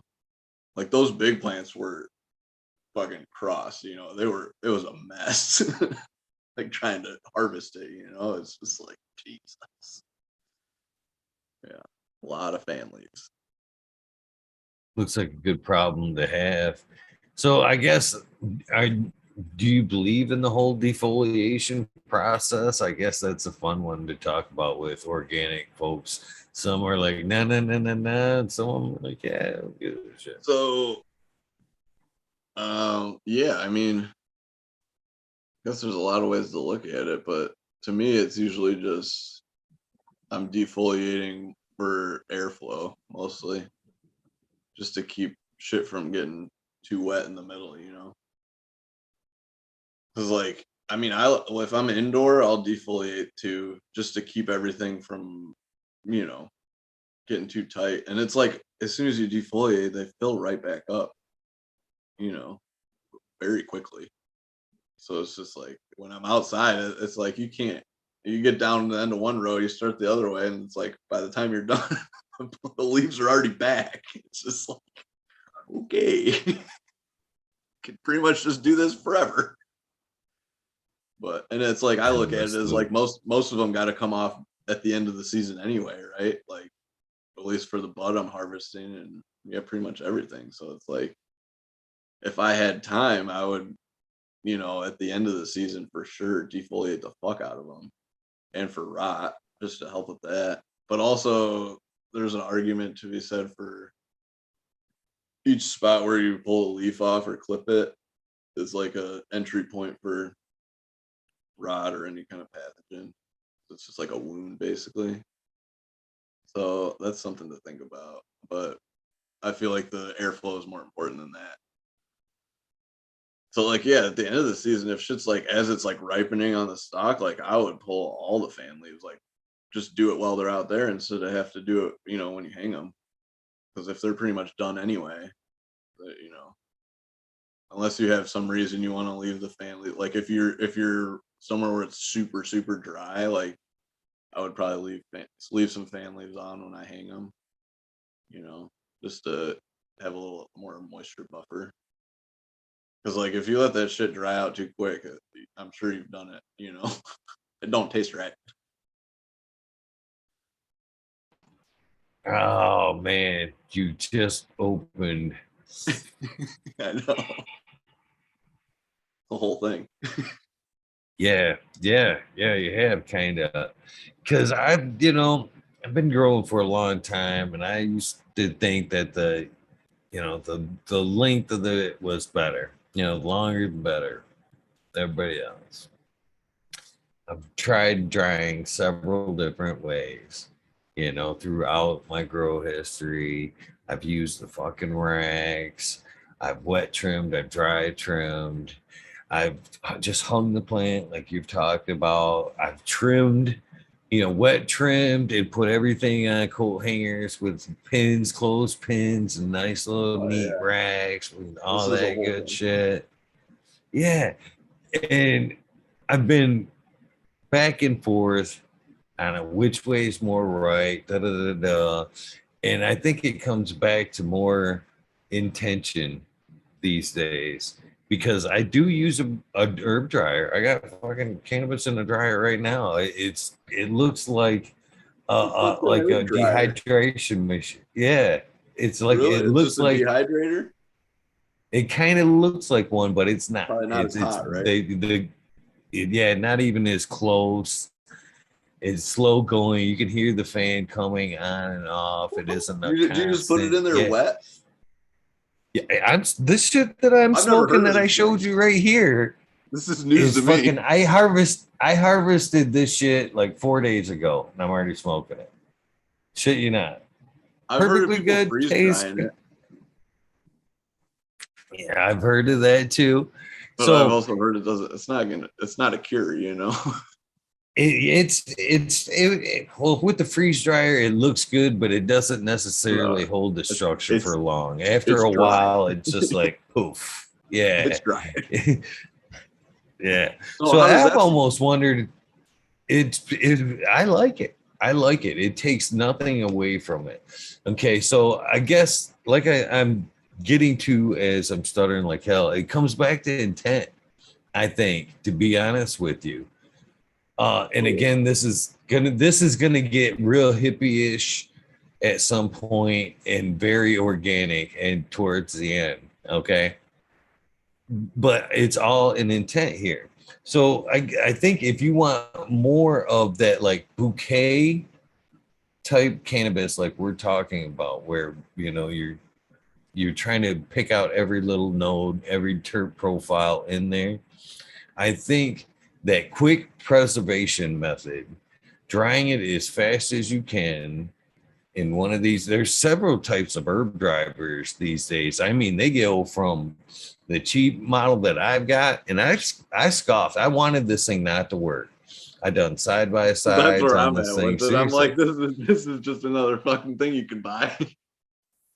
No, I'm I'm serious. I listening done though. side by sides. I've been running it for fucking 2 years now, to Okay. be honest with you. I took down my dry tan. And I'm not going to say the name. I'm not affiliated with it. You know what I mean? It's a good machine. But I honestly think it comes down to that quick preservation method.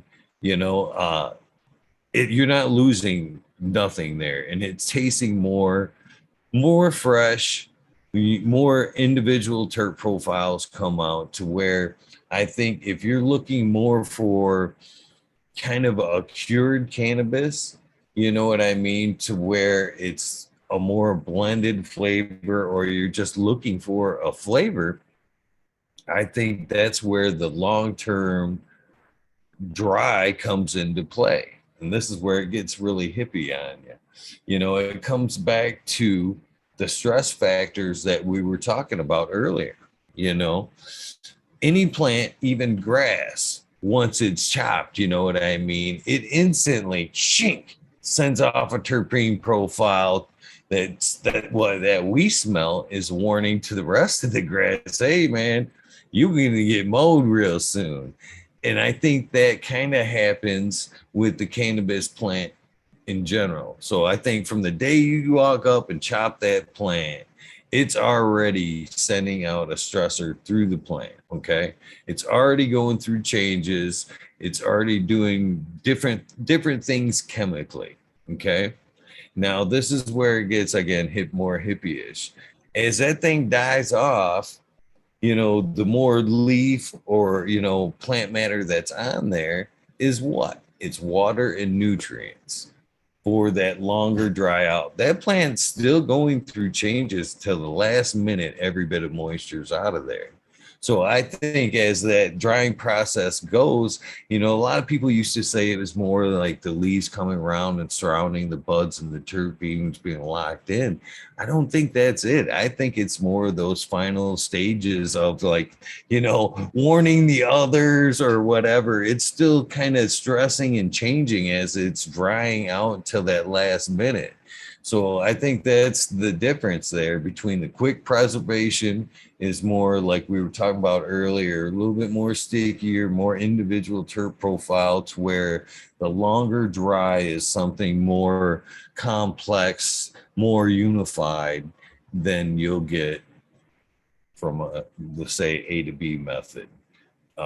So that's kind Yeah. of my mentality on it now. But these dryers again, man, I've seen them from like the one I use. You could probably buy, I think it's like $130 for a small model now that you can do like roughly a pound in.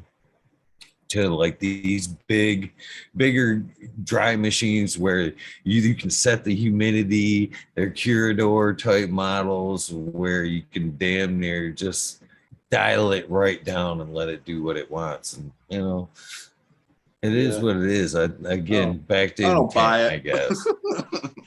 I don't like it. And I'm not And I'm not asking you to, I but know. I'm telling you right now, I have judged a few cannabis high times cups, and I've I smoked a believe you. lot of this fresh cannabis through one that's been dried in one of these dryers. And I've been on the show like a few times going, talking to somebody just like this and be like, yeah, I'll see you at this event Friday and we're going to be smoking this cannabis.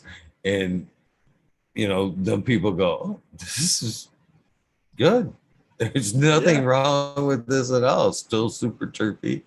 But again, to each their own. You know what I mean? Yeah, I don't know. I feel like the drying stage is just so important. I mean, like, I don't know, I feel like an oven like that would be super hard to use at a big outdoor scale anyway, which I guess I'm like as small as it gets for outdoor scale, but you know, it just gets bigger. But I don't know, like just trying to load stuff into an oven, it's like a whole nother step in the process that I don't know. I guess it's just the way I look at the whole process. There's different I ways, actually and started again, drying it my just hash in it. depends on your situation more than anything, I guess. One What'd you say? again, wanted to hate it. I said I actually Right. dry my hash in it. Again, didn't think I would fucking want to do it or it wouldn't work that well. I did a 12-hour run back hell about a year or so now on the show. Me and Boom Farms, another Canadian grower, D420K, Smokey the Bear 2.0. Them two kind of talked while me and Boom washed. He did a wet wash. I did a dry material wash. We washed for 12 hours on air. And then I did a side by side where I would normally few different techniques where how I would normally dry a hash. One would be the freezer method. One would be taking it and breaking it up into small pieces of parchment paper. Thirdly, being in the dryer.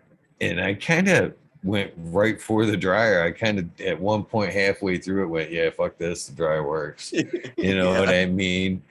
And it was kind of nicer. The dryer allowed me to kind of keep it more in the puck type, you know what I mean? Where I wasn't mashing up all the heads, trying to break it all up, which I think is just brutal to the medicine in general. That terps are volatile. Every time we expose them, break them up, expose them to air, we're losing. We're always losing in the extract thing. Yep. So if we can kind of keep it more together, you know what I mean? So be it. That's where like the freeze dried hash kind of comes into play nice. I think the quicker drying method. You know what I mean? Yeah. So Yeah, I just feel like with like drying bud, there's like the chlorophyll's breaking down, like there's shit happening that takes a little bit of time, I think. I don't know though. I'm not a scientist. I'm not either. I've I'm just not found either. that But usually it's like for me, if I can keep the temperature and humidity where I want it, like 7 to, I try and get to 10 days minimum if I can. Just hanging, in the room at like 60% humidity, it's like 60 degrees. And it just I feel like if you can get it then it's perfect. And that's just, defanned if I can get to it. Like I used to just cut whole plant, like cut the whole plant and hang the whole plant, but that doesn't really work anymore. Number one, you can't cut I gotta get a chainsaw to cut the plant. So I could barely carry the fucking thing. You can't cut those whole plant. And like those giant ones, I couldn't get them out of the trellis. Like I just had to, cut the tops off. So now I just like that worked pretty good though. I basically just got like, you know, 2, 3, 4 foot sections or whatever of like big colas and hung them on lines. I got lines all over the place. I love chat, man. There's twice now that chat's like I've looked up. Well, once I asked you about the mushrooms, cultivating the mushrooms and cannabis, which obviously I talked to a lot of growers, and there's a lot of times that I do know things, but I like, I try to coach it out. And they're in chat going, Gus Gross does that too. And I'm like, I know. And then when we're talking about the urge dryer, and I'm sitting here going, yeah, I'm not going to name it. You know what I mean? I don't want to, I'm not trying to sell it to you. Chat's in here going, they're putting the name in chat going, the dude's got white papers and everything. And he does, he's got tests and white papers and all that shit. They've got the link to it in chat and shit. That's kind of funny. Cheers to chat.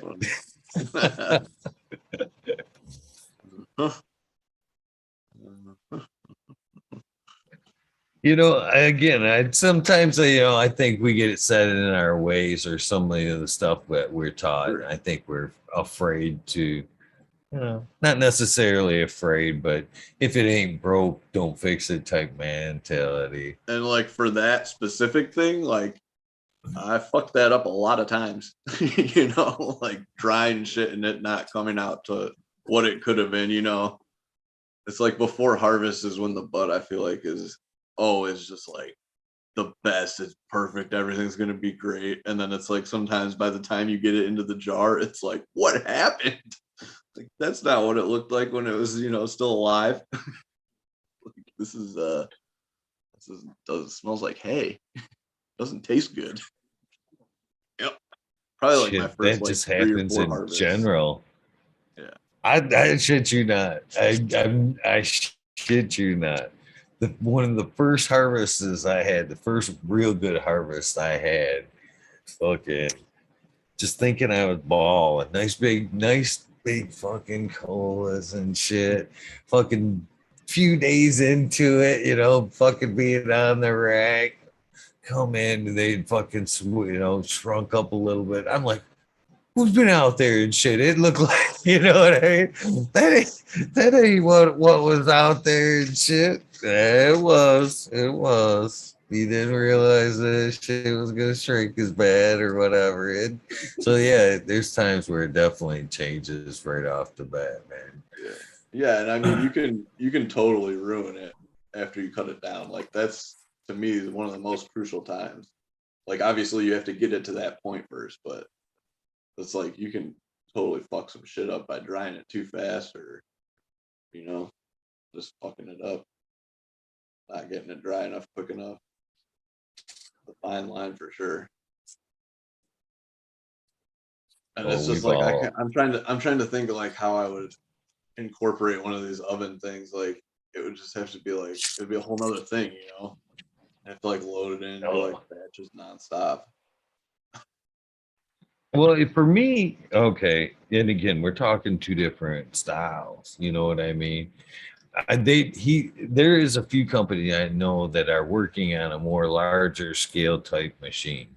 But for an outdoor grow to sit there and wet trim and right trim and fill tray after tray, woo, I could see how that'd be a bitch, man.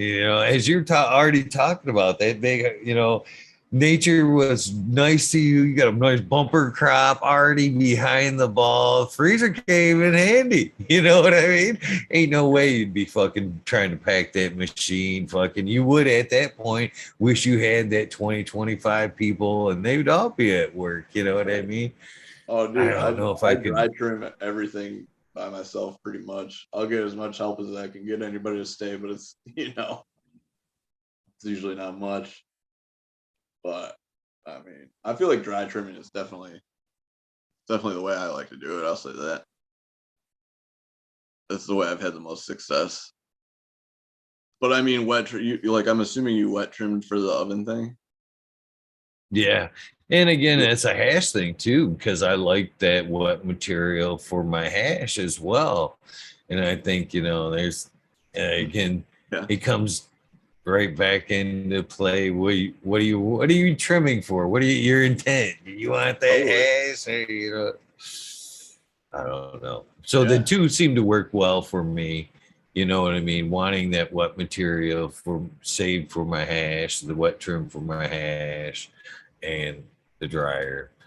perpetual, working in the perpetual type garden like I am, to where I'm pulling down a tent a month instead of that one large harvest. Like I Yeah. said, that was a blessing. You know what I mean? Instead of having a 4x4 fucking drying tent, you know what I mean? Now I could be fucking had a nice Yeah. little table with a couple dryers sitting there, fucking taking that down. You know what I mean? Yeah, and Yeah. that's like Teach pretty her. much that's how everything is. Like people always say, like, well, what's the best way to do this? It's like, well, literally, there's like all these ways you can do it, and none of it, like, they don't have to be bad. Like it's just there's different ways. It depends on what you have, like what your situation is, what you're trying to get, like how you want to do it, like what matters to you, and just like that's just like your parameters, and then you go from there. So like you're doing your perpetual thing, I'm doing my outdoor thing. It's like two completely different, you know, things. And we're both just getting weed. Like that's what we're trying to do. We're doing the same thing, right? Again, and well, I talk a lot about this and trying to defend a little bit of the bro science, or more what I like to kind of, I've taken the term from the mycology world, is the citizen science is what I prefer to call it. Take the bro science out of citizen science there. I think some of this stuff, a lot of stuff what we do behind the scenes, practices like this that we're talking, we get used to our what works for us and in our environment, little tips and tricks that we picked up on the way in our grows and our Totally. environment. We think, man, that works well, but we don't think, ah, I need to write that down and start fucking doing tests on this. You know what I mean? I think at Yeah. some point we go, wow, that's a great idea. Hopefully, I even think at some point, we do shit to the plant and we find out it works, and we think, man, I can't be the first guy that thought of this. You know what I mean? And we just kind of keep doing it because it fucking works. Well, and then you see somebody else doing it, and you're like, okay, this guy knows. He had the same thought as me. Okay, like I'm not alone. Yeah, Yeah. let you know you're doing something right. There it Yeah, is. I'm not good with tests. I just pretty much people is like, we'll just try it on a couple of plants. I'm like, if I think it's gonna work, I'm putting it on everything. Like I can't help myself usually. And at this point, it's like I just try and do less and less every time now. Just get that soil out there in those beds like money, and yeah, stop doing so much. I feel like it's getting better every year. The beds are growing. Yeah. Looking at your Instagram page, you're doing something right there, my friend. You're definitely doing something right. Lots of compost. It works good. It's like man, everyone's been saying that since the beginning of time. Turns out it works. Yeah. Right on. So do you, it's not something you need necessarily hear of, like the horse manure per se. I've always, used it in the vegetable garden, but I've never necessarily incorporated it into a cannabis garden.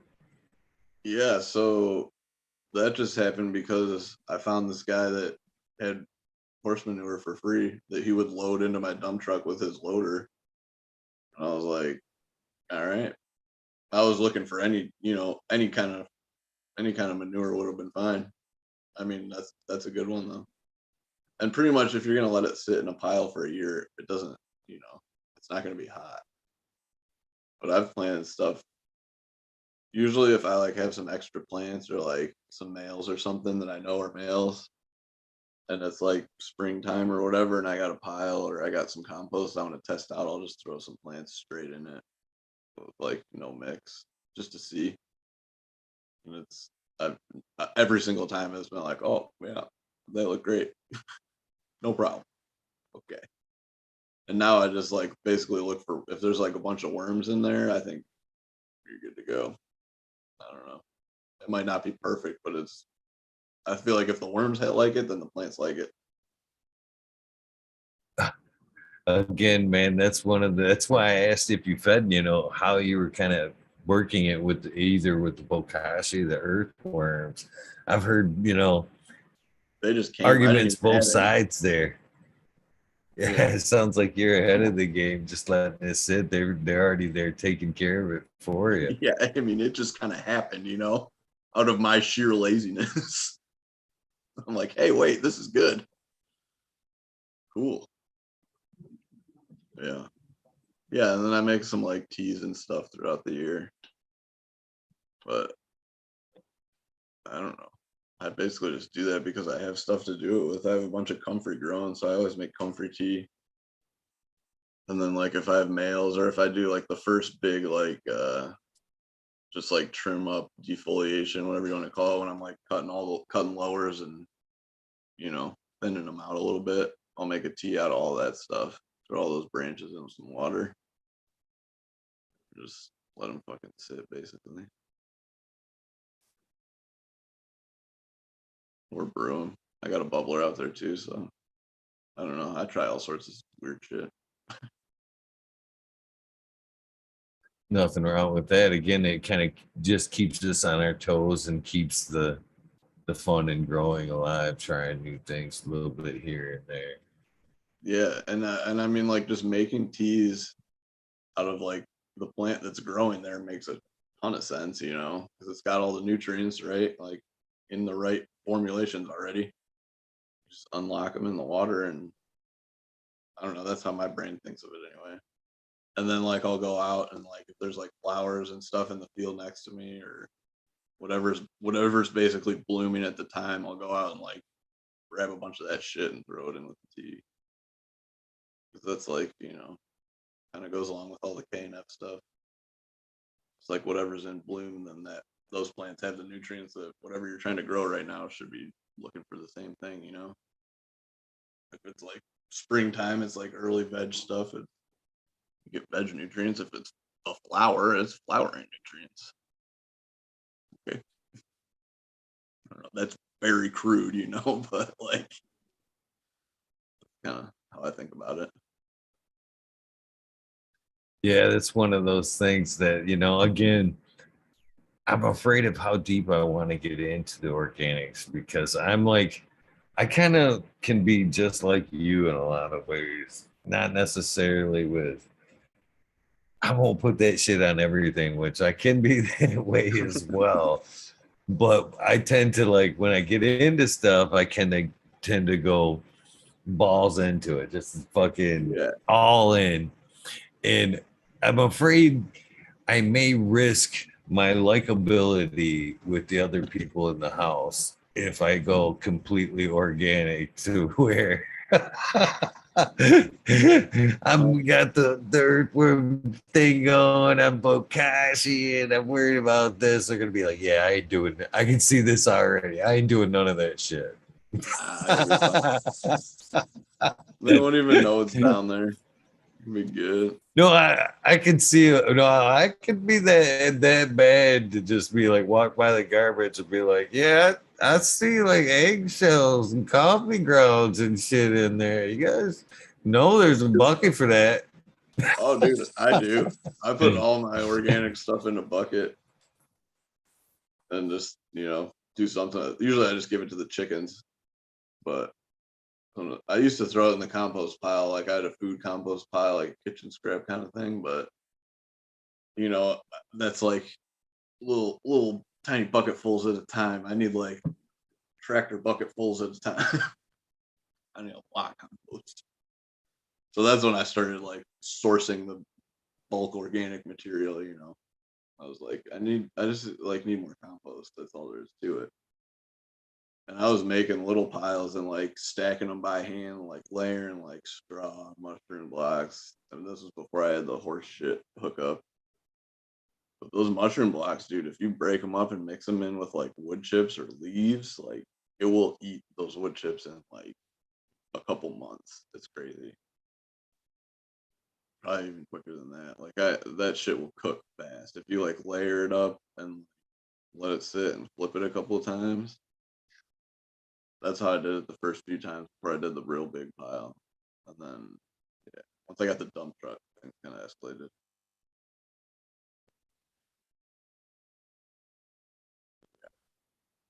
I had that similar experience with the bokashi. Again, kind of like, my experience in the soil back in the day, I've been through every medium, most drove type systems, like most people had, just working your way through there. Yeah. First types with soil there were fucking just like you were talking about, store bought, fucking throwing it out, then through the super soil, now trying to actually keep it, work it, you know. It's definitely a learning curve for sure there. And Yeah. I don't know. I'm What? hoping to stay more towards the soil side, but I guess what I'm getting to is like when I started open the door, when Mr. Smiley's Gardens there, you know, kind of directly placed the challenge in front of me. Here's your earth boxes, run this shit against your cocoa. Okay. Uh I was real impressed with that first run, but I had also gotten like extras, Brandon Russ sent over some shit for me to use as well, his bokashi and his microbes and shit. And that's what was my first encounter with the bokashi. You know what I mean? That's why, it made me kind of look into actually what you can do with it. That's why I kind of was asking about the compost, because I've heard that you can sprinkle that on your compost in those layers, and it helps knock down the smell and helps break it down a little quicker as well. Yeah, for But like I type stuff for sure. I sprinkled some of that shit on my cocoa, and I was using a Grow It cocoa, which is, I mean, this shit's like 3/4 inch chunks, basically wood chips, super airy. I sprinkled some of that bokashi on that fucking shit, and by the end of that run, actually, I would have normally gotten a few good runs out of that cocoa, rinsing it in between. And most of the times when it got to where you'd buy it like in a fine form, like you'd buy it at the store, that's when I was chucking it out because I liked it so chunky, so airy. But man, that it was brand new cocoa that run. I sprinkled some of that bokashi on it, and by the time the end of that run, that shit was just fine, almost fucking dirt. There was no chunkiness left down to it at all, man. That bokashi had broke that shit right down in that run. I couldn't believe it. Yeah, the microbes are very real. And like that was one of the first things I brought into like when I was doing, like I think I was running Canna at the end before I switched over completely. And I started using Recharge. I was listening to that dude's podcast, the Dude Grows Show. That was like the first weed podcast I ever heard of. And it makes Recharge. It's just like another microbe, it's a microbe product with like kelp and some other good shit in it. And it works. Like I put it on shit and it's like 48 hours guaranteed, whatever on the thing. And I'm like, okay. And I was like, okay. Like, fuck yeah, the plants love that shit. And they're like, everything's green, blowing up. I'm like, okay. Microbes definitely do something. And I was adding that in with, I was running salts still. So, like, it still helped. Obviously, it's not like propagating itself in the soil there in that situation. But even as long as it was able to, like, survive in that environment, it definitely helped. And, yeah.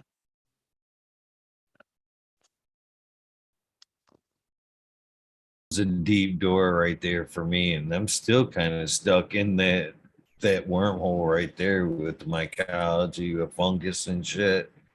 Holy cow, man. The power that shit has to break shit down, fucking rocks and shit, the way a hyphy can reach into a stone and fucking just like start busting it up, breaking it down, is fucking fascinating. And then to find out that, everything that's going on in that soil is pretty much fucking going on right in your gut.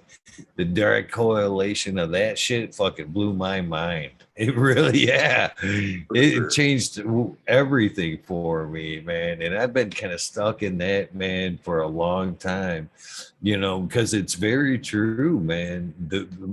That gut biome is so very important. I think people underestimate that shit so much, man. I started like drinking the kombucha and shit after that. I'm a big advocate for that shit, man. I'd be talking to people in the grocery store and shit. Oh, you sick? Practically hand a bottle back. Yeah, there you go. That's what you need right there. Couple of them, you'd be good. Clean out that little apple vinegar, kill out that bad shit in your gut, the bad stuff. You'll be fine. You'll be fine. It's like we Kill the watched the same bad, get videos some or good. something.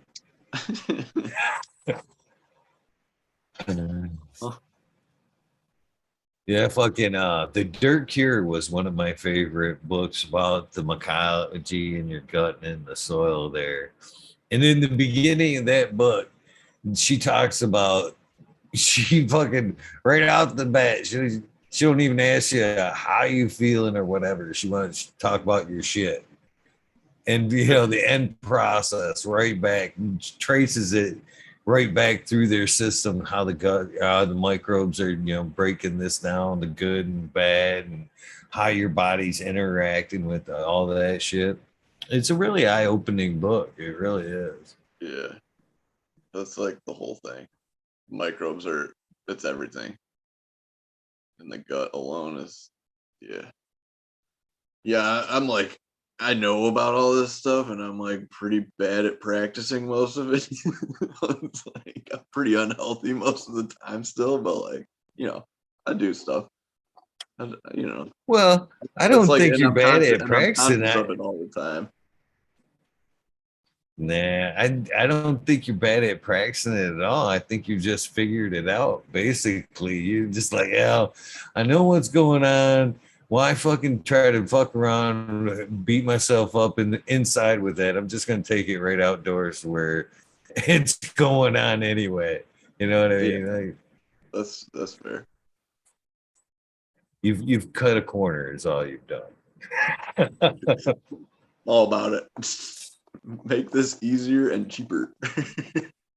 That's kind of how I look at everything. And now I'm down this whole organic rabbit hole. Like, yeah, this isn't easier, but I'm in. I think it probably is easier in the end, but yeah, it's like a whole thing.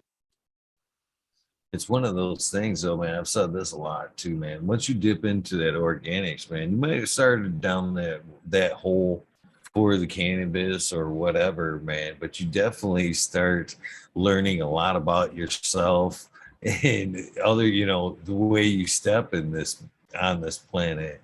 Once you've opened that door up, for sure, Oh, for man. sure. It cultivates you as well.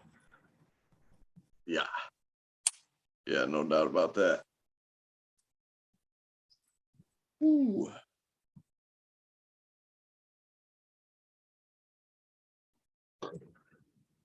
So how we doing, man? I just wanted to check in because I know beforehand you did mention we were a little late on the time. You weren't up used to being up this late. I just wanted to check in with you, make I mean, sure that we weren't yeah, I'm good. overstaying our welcome so far. Doing all right. All right, cool. Cool. So what are some of your favorite events here in Michigan? You know, and we're coming up on that season. And you mentioned one in the beginning, but is there some that in particular that you're fond of? Honestly, I like pretty much just started going to like all these vending events, and the last one was the first one I ever vended at with the hash, so that was cool. And that was the cream swap meet. Um, like the first thing I really ever went to was the regenerative conference, like 2 or 3 years ago or whatever it was at Grow Green, and then I went to it again this year. That's pretty much like the best thing. it's kind of a little pricey, but you get to hang out with everybody and meet all the cool people when everybody's there, and it's really good information. Like the first year I went to that, I was like writing everything down. Like I wanted to have all the information written down. Like I was learning so much. And this year I went to it and I was like, okay, this is awesome because I learned a lot that time, and I've been learning stuff the whole time since then. And now I'm like, I know, like, not everything they're talking about, but I know like a lot, like, 70% probably. I know the basis of everything. So I could just listen and like take in the new stuff and like add it to the base knowledge already. So that was really nice. And just to get to hang out with everybody is always fun. Yeah, the Gems and Genetics is this weekend. That's a new one. That should be pretty sweet. Like you said, the camping ones are where it's at. I love that shit.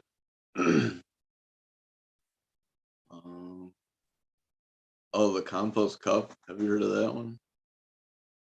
Not until Herb Conscious Farms came on, he had spoke of it, but until then, I hadn't heard of it. Yeah, that's where I met him actually. Yeah, that's gonna be some cool shit. Because the last year was the first year, and I was actually like on the Q&A panel for composting, which that was pretty cool. That was like the first thing I ever did of anything.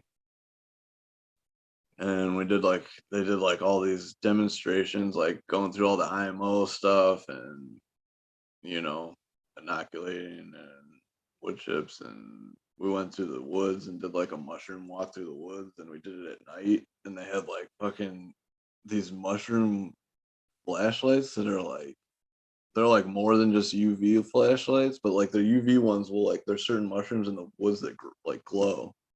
They're like fluorescent or whatever it is.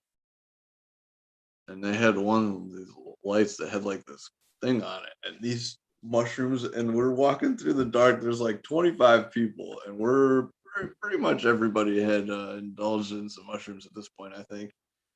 And we're just like this big group of people going through the woods with like these glowing mushroom lights, and they're looking for mushrooms that are glowing. And I was tripping balls pretty much. It was a real good time. And I was learning stuff still, like at that point I was still learning stuff. Like this is awesome. But yeah, just a lot of good, all the compost talk, all the soil stuff, all the regenerative type stuff. And that one's very reasonably priced, and it's a camping event also. Can't remember when it is, but it's like I don't know, like a month, like right before harvest, pretty much, like outdoor harvest time. Somewhere around then. So I remember last year I was like, man, if it was like 3 more weeks, I could like have some fresh bud here. But it wasn't ready. So that time, that's like how my scheduled brain works in summertime. It's just like everything is based off of when the plants are, like the growing time. Yeah. That's a grower's life right there, man. And in a small way, I'm kind of envious, man. You have that buffer as an outside grower, man. Like, as long as they're wet, whatever, harvest time isn't till fall. But then there's that crunch time that I'm not envious of. It's Dude, harvest time for you guys out there. I'm yeah. not envious of that at all. So. And now I've added, like I used to be like, I'd finish trimming and like get everything harvested, and then I'd have like winter and I would chill. But now I have my washroom in the garage outside, which is an uninsulated like garage. So I just wash when it's cold. So basically now all winter I'm gonna be still processing everything that I harvested, you know what I mean? Like get through the bud, flower, and trim it, and then get to the freezers and start running through all that shit. So now winter is just wash and pressing.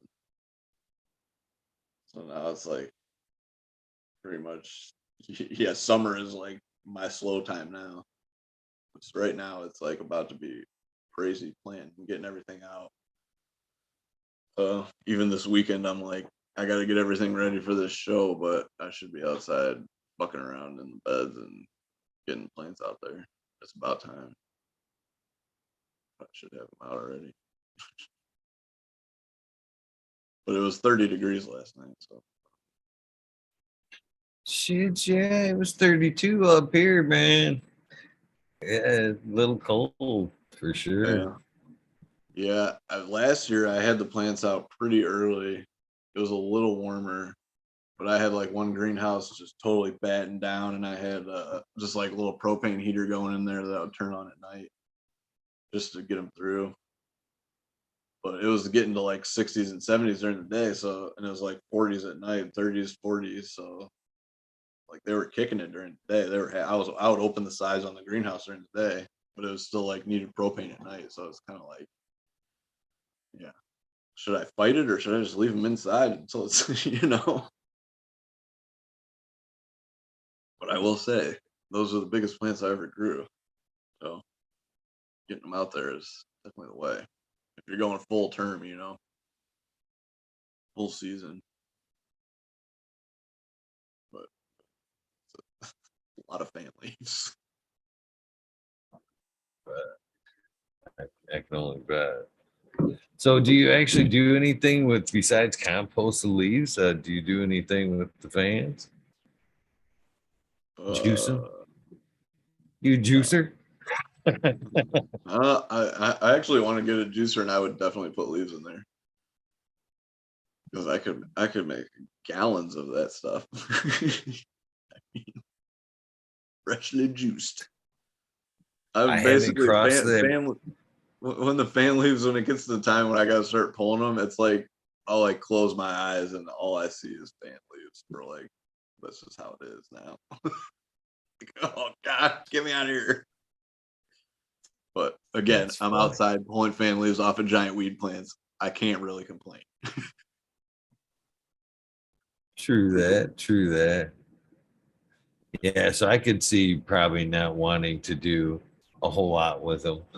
Just No, get them out of no, here. I just throw them on the ground, like on the bed. I leave them right there, unless there's like some real bad bugs or something. But I think I finally started figuring that shit out after 2 years ago, and I got fucked by the aphids. Aphids came in, the ants were there, the ants were fucking guarding the aphids. It's like a whole thing. It was bad. I lost a lot of shit that year. Oh yeah, you know you got it bad when you see them two together. The Oh, fucking ants like the sugars that the fucking aphids leave behind, so they're buddies. You know, yeah, they'll like we protect the aphids from other shit. They'll like kill other shit that's trying to eat the aphids because they're like, nah, this is our food source. They're our slaves. Fucking ants. yeah, Yeah. I don't know. At some point, man, I really do hope to get outdoors and do something on that scale. At that point, man, at least for me, I hope I'm into the part of the journey where I'm outdoor cultivating for more of the rehab reason that I've seen the power of cultivation, not necessarily on multiple levels. I honestly think the cultivation side has every bit of the healing power or medicinal weight as the consumption of cannabis does, to be honest with you. You know, when Completely you're agree. out there pulling those leaves, I bet you ain't thinking about the stress of the world or anything else, No, man. I'm You're listening to the thinking fucking at the birds chirping task here, at just like, hand. yeah, this is And, nice. yeah, Like, this is yeah, my and office.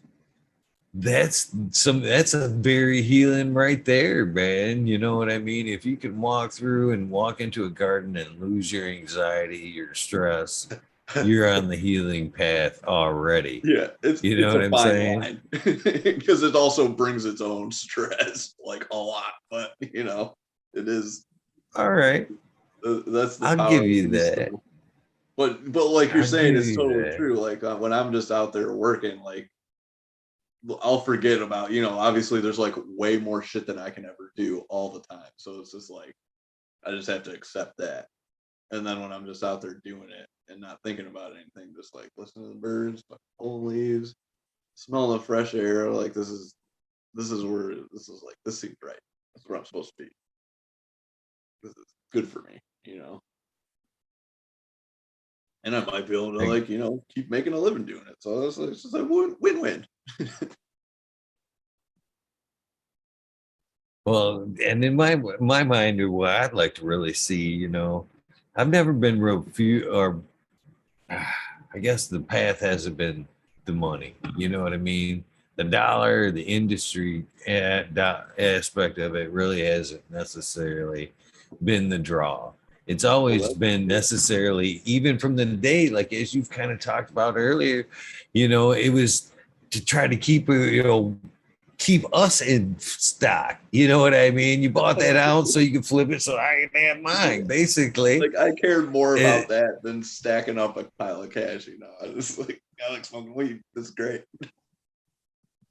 And I think I'd be happy later in life with that on a larger scale, just kind of fucking teaching people the healing power through the cultivation side. And even if it came down to calling in that group at the end of harvest that you were talking about, and going, what you harvest is yours, and as long as I've got some to tide me through the next year, we're cool. You know what I mean? You guys have learned something in the end. I sustained, you're gonna sustain, teach somebody else. You know what I mean? I'd be cool with that. I would be absolutely 100% cool with that. And I think that it applies in so many ways. Now, they knew in the 70s. This is the part that pisses me off about this when I learned this fact. In the 70s, they knew that horticulture had that healing aspect to it.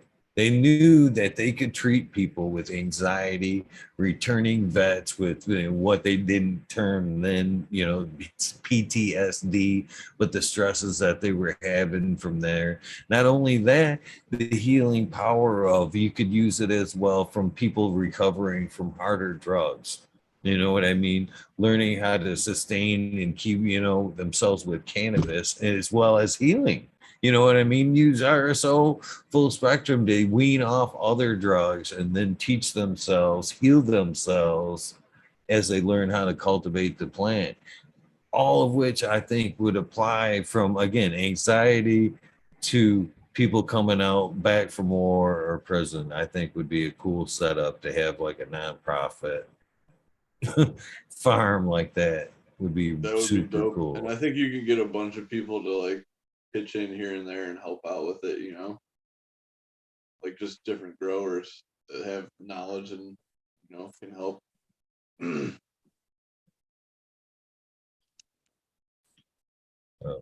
Yeah, actually, again, that's my stance on it is I'm very much medical these days. The healing power of the plant, both medical and through the cultivation side of it, is still the drum I'm beating.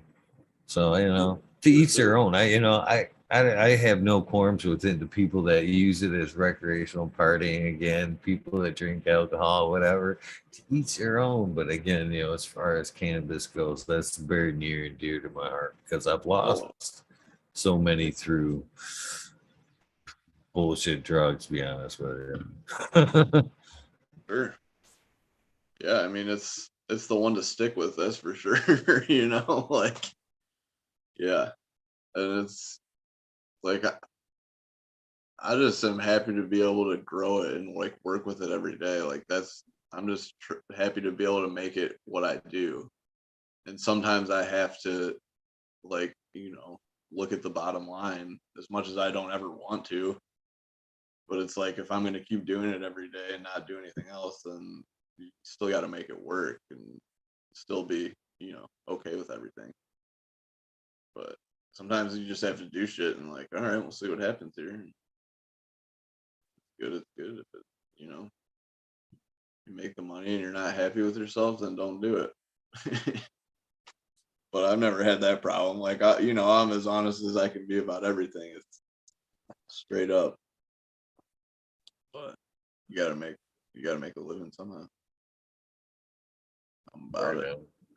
I'm just like every day. I'm like, I can't believe I can still do this. This is fucking awesome. I don't want to be doing anything else. That's for sure. I just kind of came up here and started doing it, and like kind of figured, well, if it doesn't work out, I'll get a job or whatever, But it's like, okay, it's still here, it's still working, it's getting better every year. Okay. I mean, definitely going to be growing it one way or another forever. If nothing else, just for myself. Call me shallow, but there is like two things I see that I've seen achieved in my lifetime, and I was like almost at that point, like, that's it. I'm fucking happy. You know what I mean? And that was like cannabis being, legal or being able to grow quasi and fireworks in Michigan. I was like, I can blow shit up and smoke weed at the same time. I'm here. Oh, exactly. Yeah. That's what I'm saying. Sometimes you just got to step back and be like, no, this is pretty good. Like, you can always want more, but you don't always need more. Simple Man. The Simple Man song. Simple Man, simple life, man. That's all I ask for right there. And the weed definitely helps keep everything in perspective.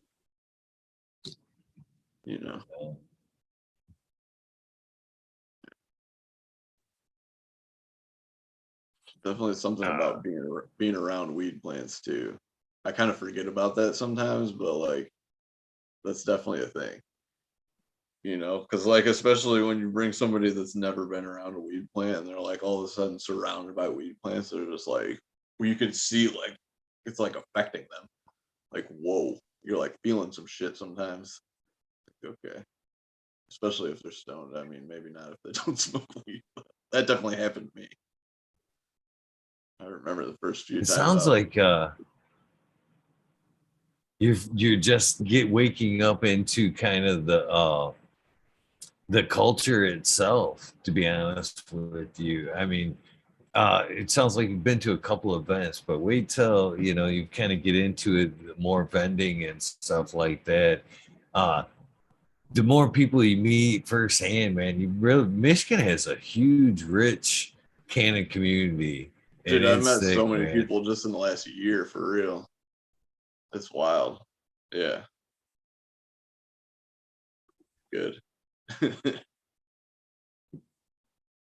I get forward to looking for the events, man. Each one's almost like a fucking family reunion or like a family event. Shit. Yeah, like, oh, dude, all the regenerative people, like, I'm like, well, I probably shouldn't go to this one, but I want to go see all these people because we're all doing shit all the time anyway. But like, you get to see people at the events because we all, make time. And it's like I already feel like that just from the few things I did last year, and like it's great. I'm looking forward. It's just getting bigger, Yeah. Well, man, that one thing I thought was super cool about Michigan and the events in general was we were able to fucking limp our way through the pandemic. A lot of places didn't have the opportunities that we had throughout the last few years in Michigan, and we kept our events. They weaned down a little bit, but they were still going.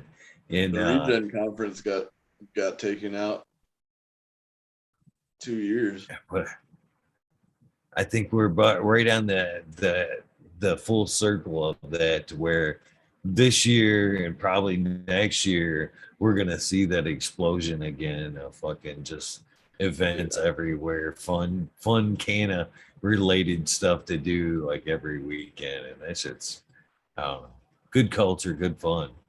Yeah. Yeah, I'm already like booked for more shit than I ever would like to be for the whole summer, Like usually I'm just like, I don't like to leave the farm at all, if at all possible. But now that I'm like starting to do the vending, it's like, okay, this is definitely worth it. And it's great to see everybody and just learn new stuff every time, you know, whether you're vending or just at the events. Every time I learn shit, meet new people. So I guess this would be a perfect time to ask, since you are kind of suggesting that you will be vendoring at this weekend's event, what will you have available there? Huh? Like it. So there will be plenty of rosin. Lots of the Boscotti, Grease Monkey. I don't know. There's a few other ones. You're gonna have to come smell them for yourself. There'll be Grease Monkey flour, and there's Grease Monkey rosin. That's probably my favorite bud that I have. I'll just bring a bunch of that, and then I'll have some various gummies with different types of ingredients, rosin, and mushrooms. Some of them have both, and chocolate bars with all that stuff. So yeah, if you're trying to have a groovy night, you can definitely stop by my table and get all the stuff you need. And I'm thinking Oh, about yes. doing a couple of like basically like a party box, like a party pack, where it has like all like a gram or 2 grams of each of the rosins, and then like some bud, and then like some joints. I think I'm gonna do some like donut joints too, they're calling them. I've always known them as like a snake in the grass. Put a big snake of rosin in a joint. That's the Like best. I think I'm gonna do like an eighth of weed in the joint and like a gram of rosin, and they'll be pretty stout. But I'm gonna do the party boxes, and then I have one sec.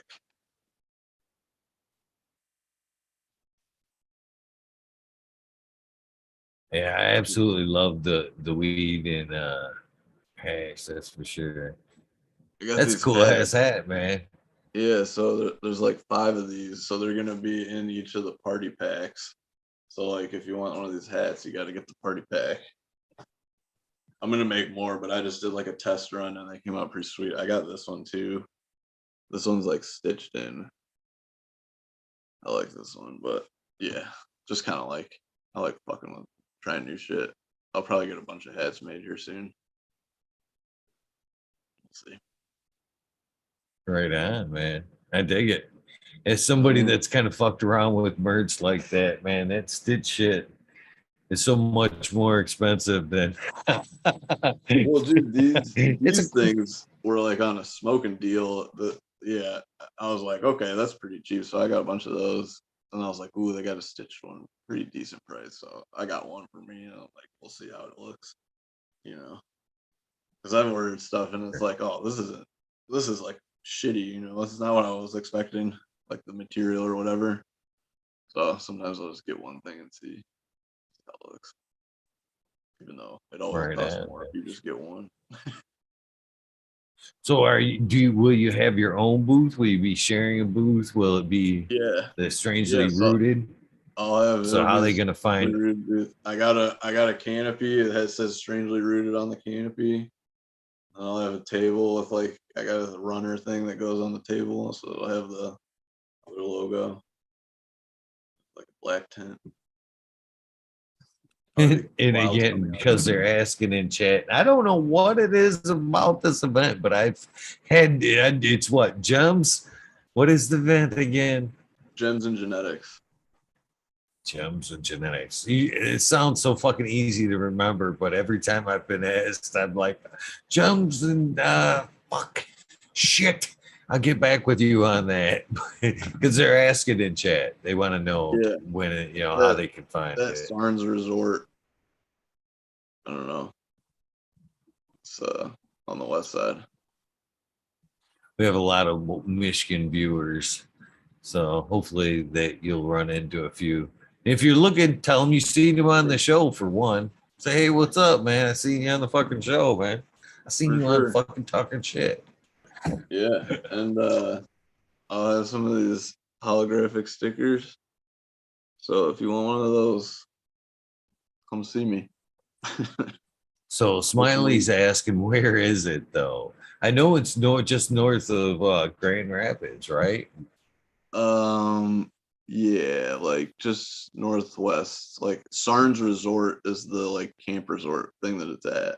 That's what it's called. SARNS Resort. So you could probably just type that in. Yeah.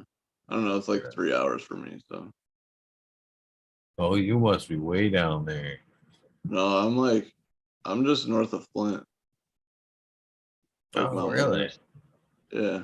Nice. Yeah. What Nice. about you? I am just south of Grayling, kind of north Okay. between Grayling and Holt Lake, I guess, in that Yeah, area. not I'm too far away. from Genesee County though. Okay. It's my stomping grounds. I might be drawn back that way as I was just down there yesterday for because I'm up from again Genesee, all over Genesee County. Know people in Flint, Clio, Mount Morris, Flushing. Mhm. I know all the back roads. It's you know what I mean. Like I'm all back frequent roads. in that area. I know the area very well. So my daughter is actually I'll be a grandfather this year, and I was down there Congratulations. for her diaper party yesterday, and she's trying to draw me back downstate. Mhm. Love my daughter, man. They can be so selfish sometimes, man. I'm like, get the fuck out of the city. She's like, no, come back down here. I'm like, I don't like going south at all. Like I like going north. It's better. yeah.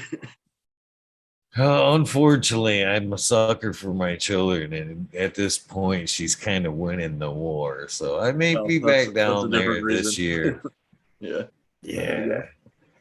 More central though. I've missed a lot of events because for me, man, most of that shit, man, to go down towards like the Hash Bash and Paw Paw's got a lot of great events down there, Rainbow Farms and shit that, Mhm. sound good, but man, we talked about the garden there and the indoor versus outdoor, you know what I mean?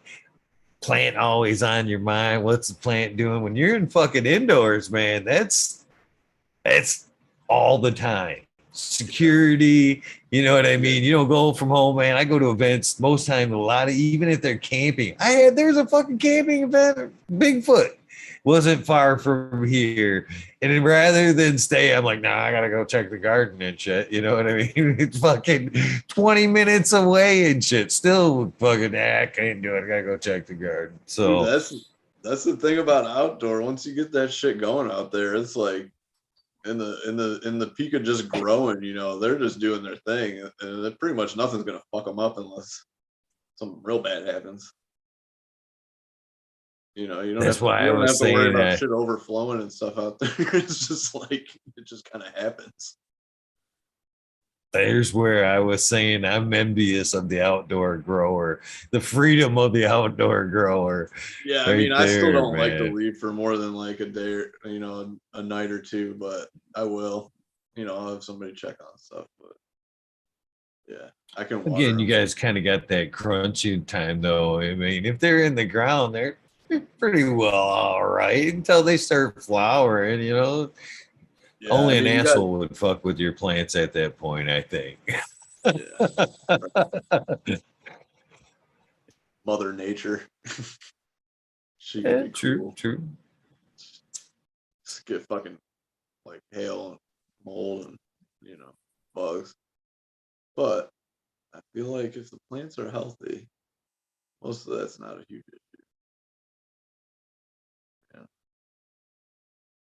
And again, as far as like the bugs and stuff go, I'm just like again dipping my feet into like the regenerative mindset and shit like that. But isn't that, again, from what I understand, the regenerative part of it all is kind of putting things in place and letting it all kind of like equal out. You know what I mean? And so a couple years into it, you know, your cannabis journey there, do you find like the bugs have kind of lifted, nature's, you know, evened its way out, this eats that, you know what I mean, somewhat? I mean, I think like it's just like each year can be different, especially for like different bug pressure, but because like it could just be like a crazy year for aphids or whatever, and they could come in, fuck shit up. But I think it's mostly just like being better at paying attention to it and like not trying to react right away. Like if I see some aphids, say I'm like trimming up the lowers and stuff, and I'm on the ground kind of, and I see like aphids on the cover crop or like maybe on the lower branches. If it's just a few, I'm like, okay, just keep going, whatever, no big deal. If I see a few more, okay. If I see a ton, then I'm like, well, that's not good. But like if I see a few and then I see like there's a ladybug, because there's always ladybugs out there and they eat the aphids, So I'm like, okay, I got some aphids, I got some ladybugs. That's good. That seems right. That's like, and there's a bunch of other stuff that I don't really know a whole lot about, but that's just like it doing its thing, right? Like there should be some. It shouldn't be like if there's no aphids, that's great. But if there's some aphids, that's like I feel like that's just how it's gonna be. That's just nature being nature. It's fine. As long as nothing gets like out of balance, like out of control, that's when you start to have problems. Like all of a sudden you see fucking tons of aphids in one spot in the corner of the greenhouse and like two plants. It's like, oh fuck, okay, this is not good. But if they're just here and there, like I don't worry about it at all. Like whatever, no problem. But it's just like paying Did you attention. did you tell me? I know you told me what you harvested last year. That's kind of where we started the conversation. But did you tell me what's on deck for this year? No, I don't know what all I got through last year, what we did harvest, but yeah, this year there's. So I'll start with the seeds. I got. Have you heard of Rising Moon Medicinal? He's in Michigan. He's a Dem Pure. You know that Dragonflyers medicine people? Dem Pure certified. He's one of the Michigan Dem Pure guys. Him and the Swampy Acres, and then like Michigan Regenerative Farmer. They're all cool dudes. But He's been on Michigan Regenerative Farmer. So has oh no, Dragonfly Earth Medicine's been on as well. oh hell yeah, yeah, they're great. What was it? What were we talking about? I sidelined you, I guess there. What you were going to drop this year? You were talking about Oh seeds. What? yeah, oh yeah. Okay, Rising Moon Medicinal. I got some of his stuff. So I got the Gray Patch plant, and then I got the Pine Hem Sap. Which is like I'm probably botching all of these. I can't remember all the names of it, but I got like three different ones from him. One's like MD by Sour Best Shit Ever 78 or something. I don't know. I'm like pretty bad with strains, honestly. So that's his stuff, what I can remember. And then I got some seeds from Ross, of Fresh Coast Seed Co. I got some shit from him at the regenerative conference. He just like gave me some seeds. The Gorilla Butter F1, I think. F1 V2 or something. He gave me 2 packs of that. So I popped 12 of those. And then Miracle Icing or Marathon Icing, which is like Marathon OG by like Garlic Icing or something. I'm not actually positive what those are, but I tried to ask him, but I couldn't remember. Like I said, I'm pretty bad with streets. So think that's all the seeds I popped. So then clones. Let's see. I have blow drops, which is a new one. I haven't run that yet, but one of my buddies hooked me up with it. And he said that's like a 6% washer. And it's like, you know, the Tropicana and whatever blow pop. So it's got the more fruity. I like that, and I like having those to dab on. It's nice to break it up from like the gas.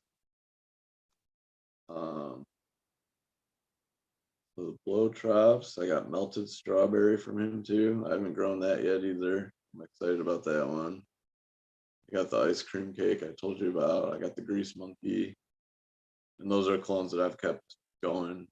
And then the cherry, first class funk, wedding mint.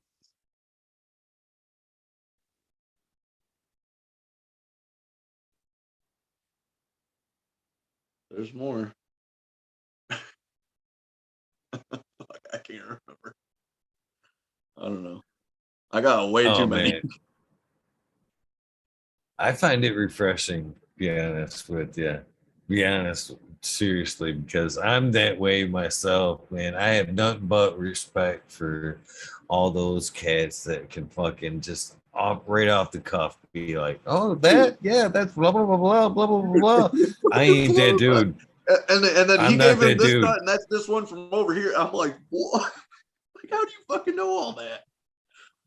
Yeah, that blows my mind. Even the shit in my garden, like, what's the cross on that? I'm like, hold on, let me get my book. I wrote it down. That's how I'm like, I write everything down like 5 times, you know, in like different spots. Like, okay, especially with the outdoor stuff, like I'll put a tag in the ground on the plant. I'll have a tag around the thing. I'll have it written down. I'll have it like written down in each aisle. And like by the time it comes time to harvest, I got like maybe one of each, you know, like everything either gets like broken, the sun fades it, it blows away, you know. It's like by the time it's over, I'm like, okay, I got a map where I write everything down. So it's like this plant is this in case all the tags blow away or whatever. Triple mark everything, especially outside.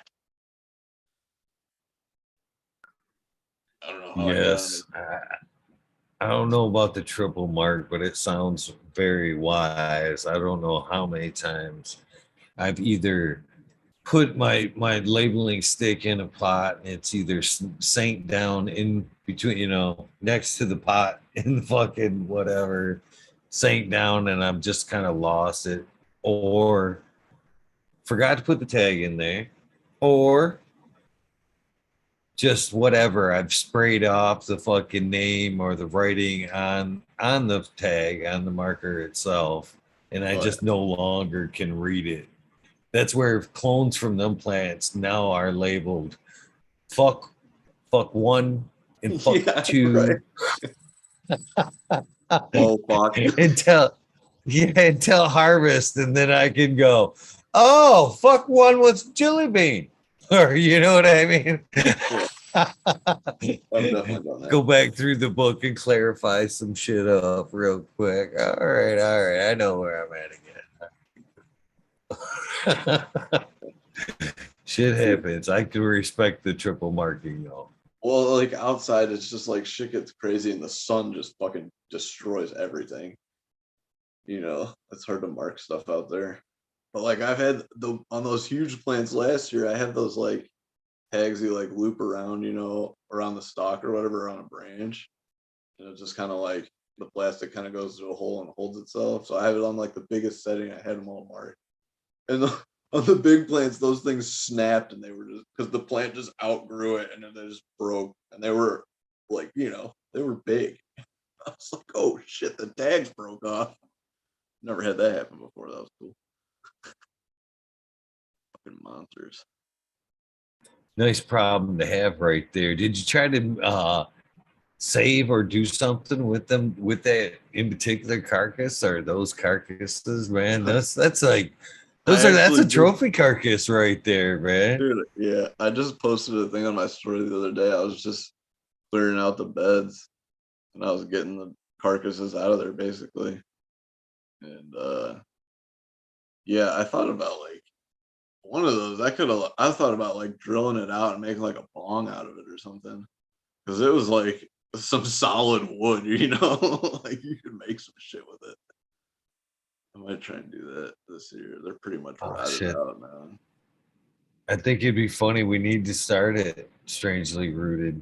Well, fucking the like mounts, just like fucking deer racks and shit, you know, trophy mounts of your fucking have a bunch of fucking on their wall and shit, just like a hunter would do and shit. Yeah, that was 2022 right there, man. Fall harvest. Dude, so one cool thing I did, I've done it 2 years now. My brother brought me a deer head, and like one way to clean a deer head is you can like bury it. And he's like, well, yeah, you just like bury it in the ground. And I'm like, well, how about we bury it in one of my beds? And he's like, okay. And so I buried a deer head in my bed, and you like leave it buried for a year, and then you pull it out, and it's like clean, like all the microbes and the worms. And so I did that, and had a plant growing on top of it. I didn't know what that plant was. It was like a random seed that I grew, and that was that year where I grew a bunch of random seeds. So I just called it Buck Hunter. It grew on top of a deer head, and that plant was fucking huge, dude. And then we pulled the deer head out, you know, a year later, and it was like, when I harvested, there was just worms everywhere, like all over, like fistful of worms. I was like, oh, okay. They fucking like that. And the root ball was right next to that. I'm like, that's fucking gnarly. It definitely worked. Did not work, I'll say that. You think that's the grandma's boy? Do the deer live on through the cannabis and shit? That's an antler weed right there and shit. Oh fuck. That's great. This weed is gonna turn you into a baboon. What did they say? Yeah, that's a great movie. You never know, man. No, They say but they can pull terps and all this shit from the soil. You never know. that I gave some of that to one of my other buddies that hunts, and he's like, he shot 2 deer, and he was like, I smoked buck hunter before I went out hunting both times. Like, no shit. Like, that's pretty cool. Fred Bear smoking shit. I like the buck hunter though. That's just good. Yeah. Okay. Put me in the zone, man. I was in their head, man. I was in their head. Literally. Yeah, the roots were like almost like growing into the skull. It was pretty gnarly. I was kind of hoping I could like pull it up and like, you know, it'd be like, I feel like you could plant it right above and have it, and it would just be like the roots would go right through, and you could pull it up, and the root ball would have like a skull in it. I don't know. Pretty metal. That'd be awesome to fucking dry and lacquer them all together. Just have them set on a fucking map. That would be. That's what I'm saying. It'd be like they'd have antlers, and then like the whole like weed plant would be more antlers. That'd be pretty badass. That's kind of artsy, man. People buy that shit, man. People buy some shit like that for sure, man. So. What the fuck is going on here? Like, especially if you can take like, it to where you were. How would you do? You were talking to like you could drill it out, make it a bong, and then rooted right into that skull. Oh man, yeah, you could practically name your price at that point on that bad boy. They'd be a taker. They would be a taker. Oh, for sure. It definitely wouldn't be for everyone, but yeah, I think that'd be pretty cool. I'm a skull guy. I am most definitely, and at my age, I'm still a skull collector. I have skulls. I have skull tattoos. I'm tatted probably from the tip of my toes to my hips and my elbow. I'm well tatted, but my legs, I bet you there's got to be, oh man, more than we can count skulls on my legs. Seriously, buried in there. Yeah, there's quite a few. So yeah, I'm definitely a skull. I might be that guy that stashes up that fucking pipe. Holy shit, man. Hell Yeah. Maybe I'll try and do it. I think I got one out there right now. I'll put a plant right over top of it and try and fucking aim it into the That'd be middle cool of the as shit. skull. I don't fucking know. Yeah. I think that you could wash it out at the end, I think, after they like pierced into it. I don't know. There'd be a way you'd be able to Dude, the maybe worms and the bugs, like it comes out clean. no, I mean, well, there would be still soil in there, you know what I Oh mean? yeah, yeah, So yeah, at yeah, one point you'd want to wash that out. I think you for could sure. I think you could like dig it up, let it dry so the roots hardened and shit, and then kind of maybe rinse that Oh, out dude, to where those it roots would are just be those the roots roots and skull. in the outdoor plants are plenty hard. It's like the initial roots coming out of those things are basically like fucking branches. That shit's crazy. They're not like I little. actually just speaking of like really tough roots like that, at one point, Mr. Spliff was the gentleman that I actually started taking note of his technique for. And that was kind of like an up potting method. So basically, every time I transplanted to get more fuel out of the pot that I was using, the soil I was using, I would up pot, basically leaving at least a third sticking up. Sure. Okay. And then what happens in that process, through the up potting process, as you water, over time, those what's above kind of gets exposed. You know what I mean? And each one of those roots kind of become their own little like plant. They harden off and just like Yeah. branch out thicker and thicker as they deep drive down like that. But I've had a lot of cool carcasses just from that, you know what I mean? Tearing Oh out. yeah. But I Yeah, and I've seen them like go never around too, like underneath where it's just like crazy shit. Yeah, you get so those hard roots like you're talking about wrapping around that skull like that. Yeah, somebody would take that fucker in a second.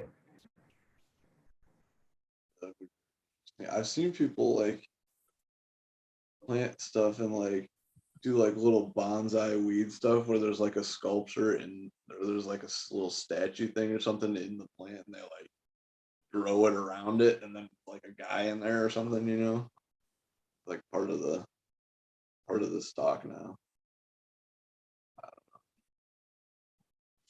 Cool shit, man. Yeah, Again, man, that plant's so damn hardy, man. You can do some cool shit with it.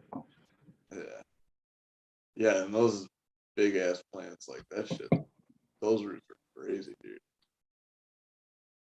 Yeah, like literally use like a sawzall to cut them. Probably a chainsaw would be better. Like you ain't snipping those things with some loppers. I was just like, oh shit, I legit need something like different. This isn't gonna work. Yeah, Oh man, no. I ain't never pretty seen cool. no pop can loppers. You know what I mean? I'm saying. Yeah. Yeah, I was very happy. I'm thrilled. Thrilled it all worked out. It was really hard to deal with. And there was definitely some rot with those huge plants, but I was just getting to everything as fast as I could, like I can only do so much. If I could have gotten to them sooner, I could have got more, but that's like what would I have done with more? I could barely, deal with what I had as it was is kind of crazy. Like just totally different problems that I've never had. Like, never thought I would ever have. I'm like, okay, I have Dream problems, I think. I think at any point, if you look back at like smoking cannabis and what you thought you could do, like as far as growing and shit, I don't think that would ever been on the scale of problems.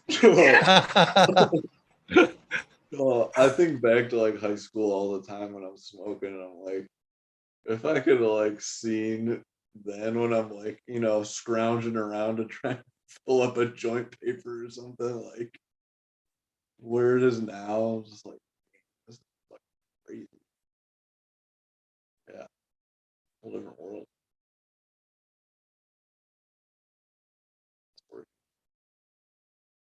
As it goes, man, the quality of just what we smoke from then to now. I mean, how many times as a grower have you dropped a nug on the floor and thought, yeah, I got no water here. Fuck that. Yeah, I usually get them off the Whatever. floor. Just because it's like I'm like passing out, like I don't even give a fuck. It's just as good. Depends on the floor, I guess. I'm just saying we're a lot less picky. Oh, You yeah. know what I mean? To where back in the day, you know, seeds, you would be scraping seeds and whatever we could find for that last joint, to where I'm sure you may not agree with the nug thing, but I bet I see you'll what you're agree saying on now. the No, I'm point. with you. We throw away a lot more usable cannabis that the old us would be like, hey man, empty that tray right out. Yeah, I don't know. Yeah, let's just brush that off the floor. Yeah, Clean that up. I want a fresh tray. I don't want to even smoke that shit. Yeah, I've done it many a time. Yeah, like when I'm harvesting, I'll do this thing. Like I have a jar that's just like when I'm harvesting and trying all the new weeds and like seeing if it's ready yet. So I'll like roll a joint, right? But then like I have the weed from the different strain before in the grinder, so like I'll put that all in one jar and just keep adding, emptying the grinder so I can like, you know, because I want to taste just the new strains. I've never tasted it before, so it's like, oh, you just dump all the weed into the grinder, and then after harvest, it's like this jar is full, and I'll just like, you know, roll joints, or my brother comes over, like he can just have him roll joints out of that. I'm like, yeah, it's still good weed, but I've never been to where I'm like, well, I'm gonna empty this grinder out so I can get this fresh weed. It's like, what the fuck? It's never been like something I even thought would be a thing. Like, what are we doing here? It happens. It happens. I call that there the Turkish blend. Basically, what you got going there. A Oh little yeah, bit of everything. House blend, possibly. yeah, yeah. Usually it's like whoever comes over and is looking for something to smoke. Like, here you go, roll up out of that. And but sometimes it's like they'll roll one out of there, and I'll be smoking. I'm like, ooh, this one's good as fuck. It'll be like some layer in there, you know, that had some really crazy shit mixed with something else.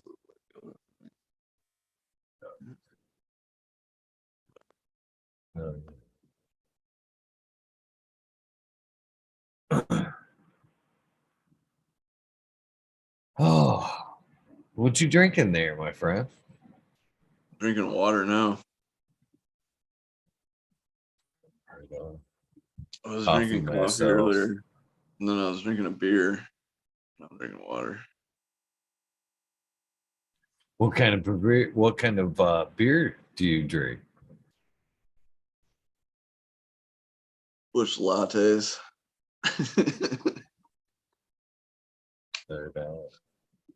Yeah.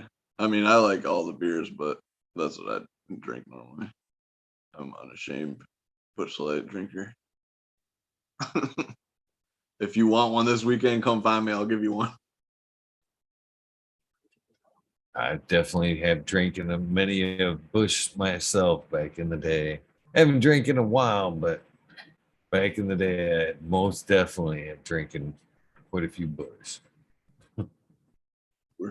Yep. Not bad. I like everything. What I remember. I just like nice cold beer, easy to drink, and they're cheap. And I'll give anybody one. You know, I don't give a fuck. I'll give them out. I'll go get more. Go. Yeah. Yeah. That's a cool guy right there. Appreciate that shit, man. Seemed like a fun gentleman to hang out with. I don't know why they wouldn't come look you up this here weekend. Hell yeah. It's gonna be a party for sure. Looking forward to it. I hope for cannabis purposes they asked you what you got cannabis before they asked you for the beer though. Oh yeah. They always do. I'm rooting for the cannabis cooler. I'm rooting for the cannabis cooler myself. For sure.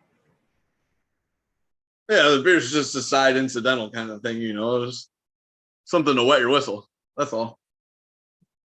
the weed's what we're here for. Me anyway.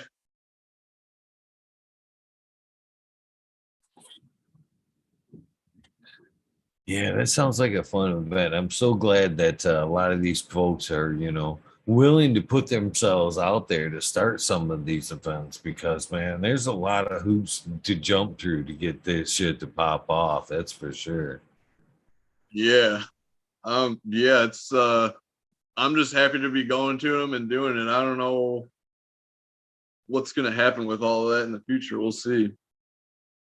Hopefully it just is cool, you know. Somebody was just telling me somewhere in California they're talking about having it so that you could like sell weed at a farmer's market, just like same way you sell your produce, like with the, you know, at the same market though. So you go to like the real farmer's market and sell weed there, which would be great. That would just be making it like how it should be, you know what I mean? Because the farmer's market model is pretty solid for farmer to customer. There's not a ton of hoops you have to jump through. I mean, who knows how they're going to do it, but I feel like that's like what these events should be going towards, right? Just like anybody can come and vend and, you know, pay a little fee or whatever, and not get charged an arm and a leg to try and sell someone some weed. Right now. Yeah, I definitely appreciate the market style, the farmers market style, the caregiver market. Thank goodness that there is still a few places there in, central Michigan, Flint, Genesee area where you can still caregivers are allowed to, have the club or, almost the farmers market type Yeah, like the atmosphere. vehicle city and stuff like that. G3. Uh-huh. So Yeah. take just on a funny side note, and to kind of put myself right in some crosshairs here, but I actually was one of the first people in Michigan to help start the first farmers market here in Michigan, right in Clio, right Like there at 57 and 75, right there where the Taco Bell and the Walmart and all that is right there. There, if you probably know the location that I'm talking about. yeah. There's the Taco Bell, the KFC, and all that, and now Yeah. there is again an RV place right back there. Well, at one point at 2007, there was a RV place that went under right there, and myself and a bunch of friends took over that building and started what we called at the time the CRI, or the Cancer Research Institute, and we tried to do a whole in-house type setup to where we actually had a doctor there once a week trying to get people licensed, get their medical license. We had a big screen TV set up to where you could come and hang out if you were a member and fucking watch TV. And we had like a little gym set up to where you could work out. We tried to like have a one and all setup, but we started a farmers market there in 2007, right when this thing was first kicking off at that location. until it got scary. Kyle really clamped down on us and scared us off, man. Town meetings every week, and they definitely run us right out. But it was a fun time, man. I love them cowboy days. Definitely the backpack. I miss the backpack days. I fucking missed I it, dude. so miss it. Yeah, I definitely missed that. I feel like it once I got was up here and always started fun to see. going You can legal, I just identify with each other when you pass by with the backpack. You kind of knew, oh, there's another caregiver, especially if you could hear the clink of a jar. You knew. Kind of gave I that love nod. that. You go to any of the weed shows, and everyone's got backpacks and clinking around. Yeah. The funniest moment I had during that era is, I had transmission go down in my truck, my Dodge, and I'd taken it in and dropped it off uh, in Flint there, actually. And I'm sitting there, and I had once over my, truck to make sure I didn't have any cannabis stuff in the truck, you know what I mean? Because I was handing it off. And as I'm sitting there in the lobby, this cat comes in with the backpack, sets it between his legs, clank, clank, clank. And I was like, how you doing? I knew exactly and shit. Fucking, it was, yeah. It was a good conversation though. It was one of funner weights I've had in like a Yeah. lobby in a while. What you Right. growing? You can't hide it at that point. What you got in the bag, man? I know. Oh yeah. I'm hoping that that comes around. You know what I mean? At some point that we can legally open up. I think that the legal market will get so bland or blah that they'll have no choice but to resurrect some type of craft market, or the ones that have sustained will boom, Yeah. for that reason right there. Yeah. Yeah. It's gonna be interesting to see how everything plays out, like in the long run. You know, because it really should just end up like how farmer market. You know, how you can just go sell vegetables if people want to do it at that scale. But yeah, I guess I don't know what you do. It's gonna obviously there will be the rack market. There will be everything. You know, you'll have fucking Walmart of weed everywhere, but then there will still be like people growing good weed, and people still got to be able Well, to get that that. there's just something to be said about like that point that we've talked about again early in this episode, how we like our cannabis. I kind of like it on that fresher side, and you kind of admitted too there's that sweet spot between freshness and long-term cure where it's still sticky. You know what I mean? That if it's got to stick to the scissors. Your scissors got to. I barely pulled apart. Your scissors should look like this. You know what I mean? There should be cannabis stuck on there. You shouldn't poof. Oh It yeah, shouldn't be a magic trick when you scissors hit it that it breaks itself all off. yeah, and that's pretty much all like post harvest, maintenance or whatever you want to call it. Paying attention to everything. I mean, the bud's got to be good to start with. But I've had some strains where it's like I don't see how this bud could ever dry out. It's just like so sticky, and it's like there's like even if all the water was out of it, there's so much trichome, and it's just like gunky. I don't know. I wanted to see if that would ever dry out, but it didn't last long enough. You know. That's my favorite cannabis right there. Yeah. The grease. You know what I It's mean? I fucking think sticky. Yeah. and there's, in my opinion, there's more fats and lipids and shit. I think that's what the grease is, in those buds. A little less trichomes, but a little bit more fats and lipids and shit that are holding in the terpenes. Got that grease. you know. Yeah, and it's like you can tell and it burns, you get the thick smoke. Like some shit's light if it's not light. But that's how I like it. That's the full melt hash right there, man. That bud right there. Oh, yeah. You know you Yeah, got I did. cold if you can only pull that bag once without having to clean it or something. You don't even have to let it dry at anything. If you have to wash that bag after one pull, it's all sticky as you pull it out. You got some gold in that bag. Yeah.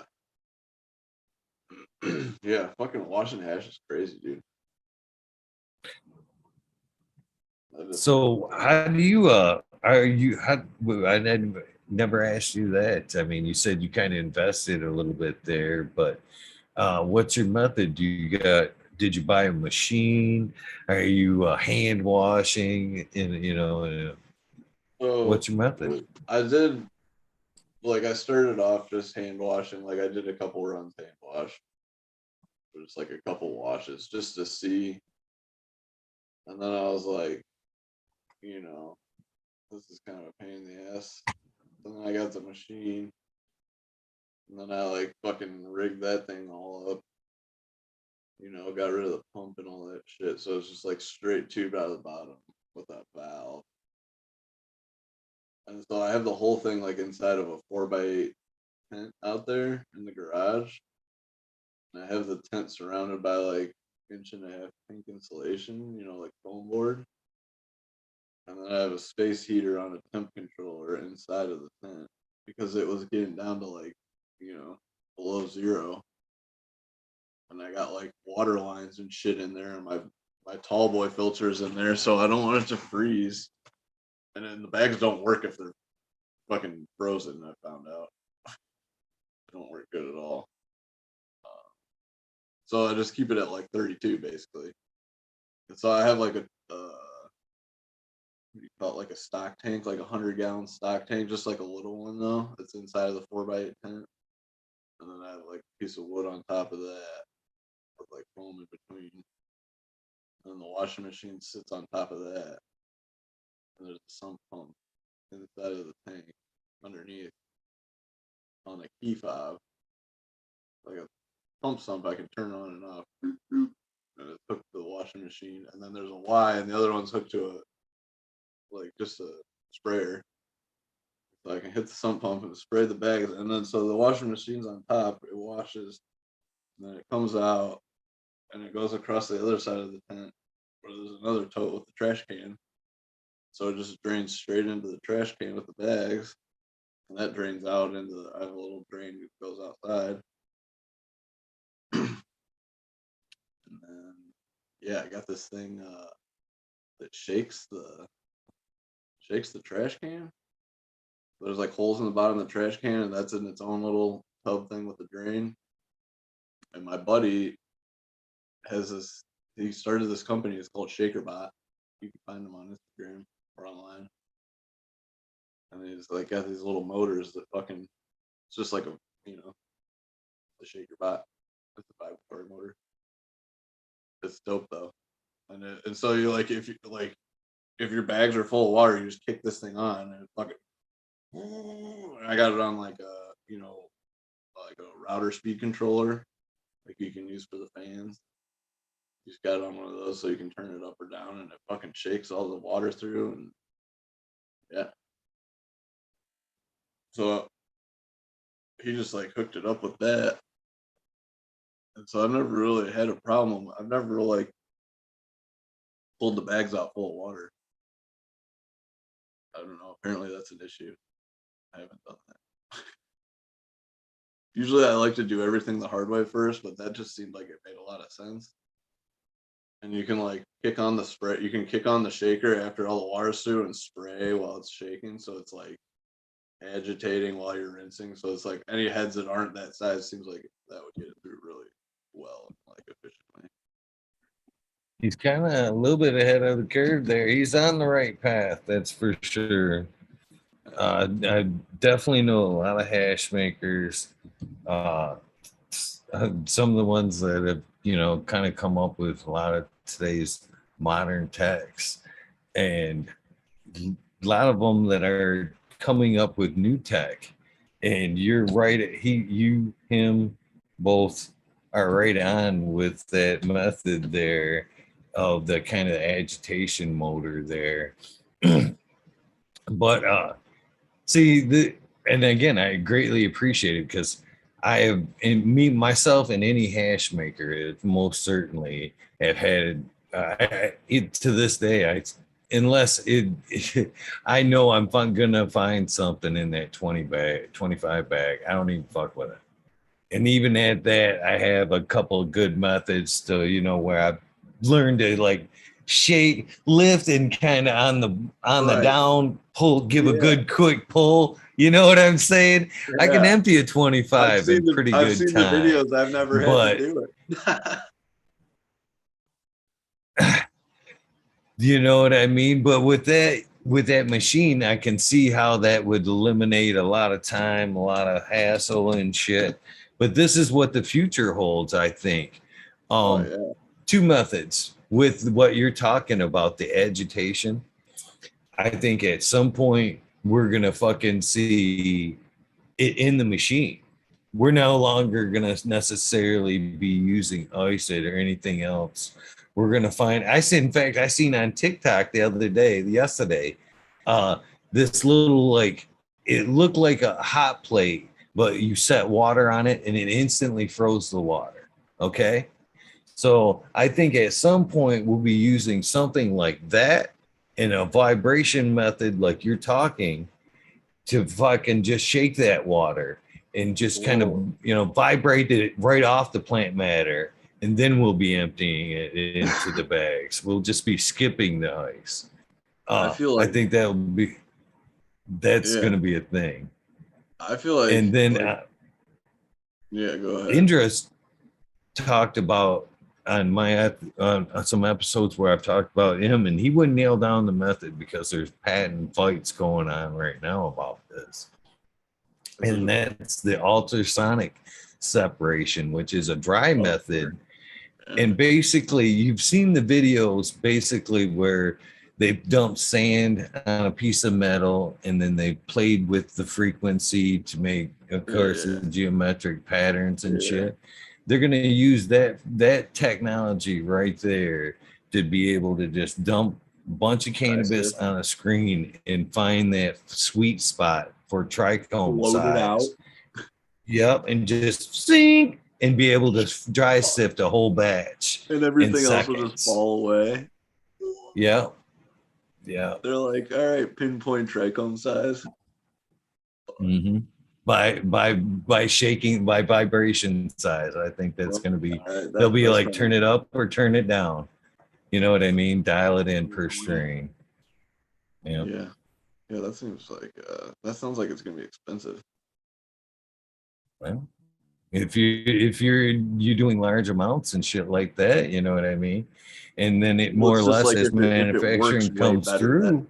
that's the one thing. Like it might work way better. Then it's like, well, now you have to do it. Yeah. Yeah. I feel like I mean, like we talked about earlier, man, if we can cut corners on these losses that we're taking on all these washes and shit like that, and being able to retain more of the medicine itself, you know what I mean? The better off we're going to be. It might be a little bit more in the initial and the upfront, but I think we'll get there at some point.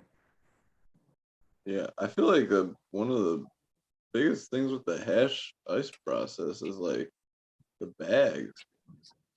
Like initially to me, just looking at like how we're doing it, it's like the bags, like they work, but I feel like it's not a great way to do it. Like if you could just have like a stainless screen and just somehow like have a thing scrape over it without fucking up the trichomes, I think that's clearing the screen would be the problem. But if you could just have it like, you could have screens and then just have it like flow out into like a chute or something, collect it that way, so you don't have to fucking deal with the bags. Like it, you know what I mean?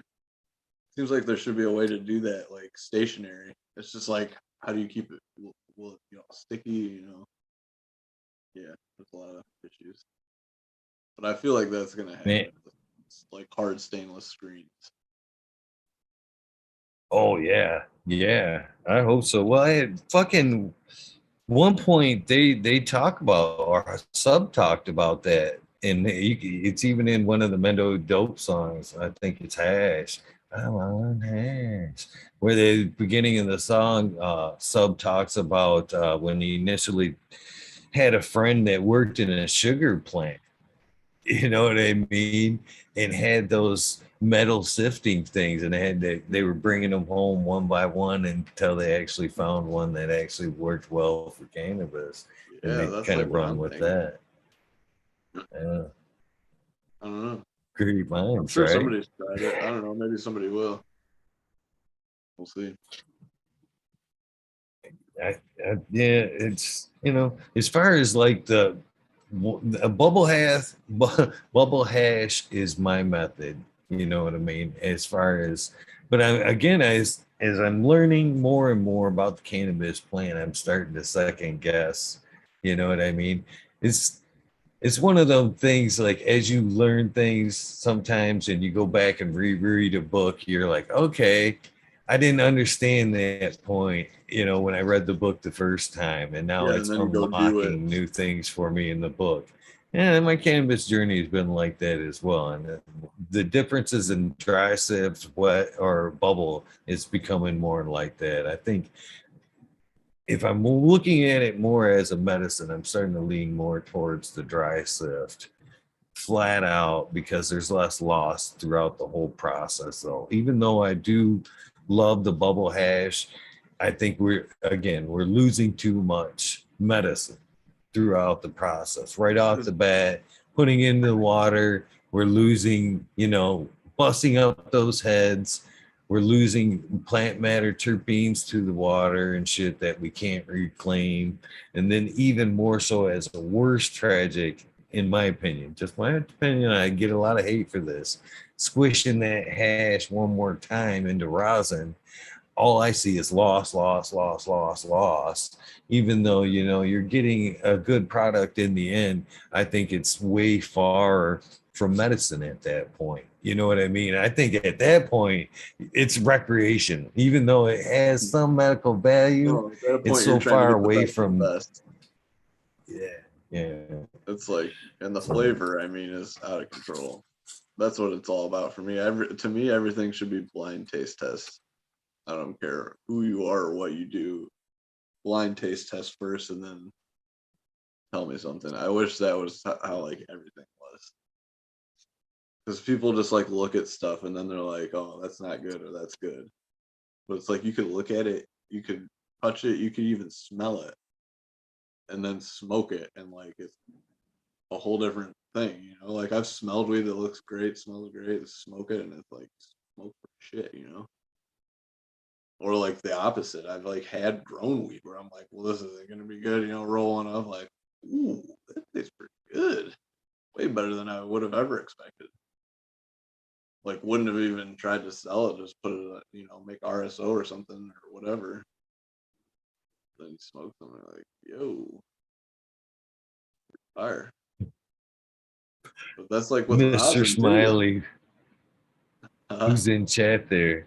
Mr. Smiley, who's in chat there, was talking about that the other day, how people can scoff a little bit about, what they think is the perfect bud.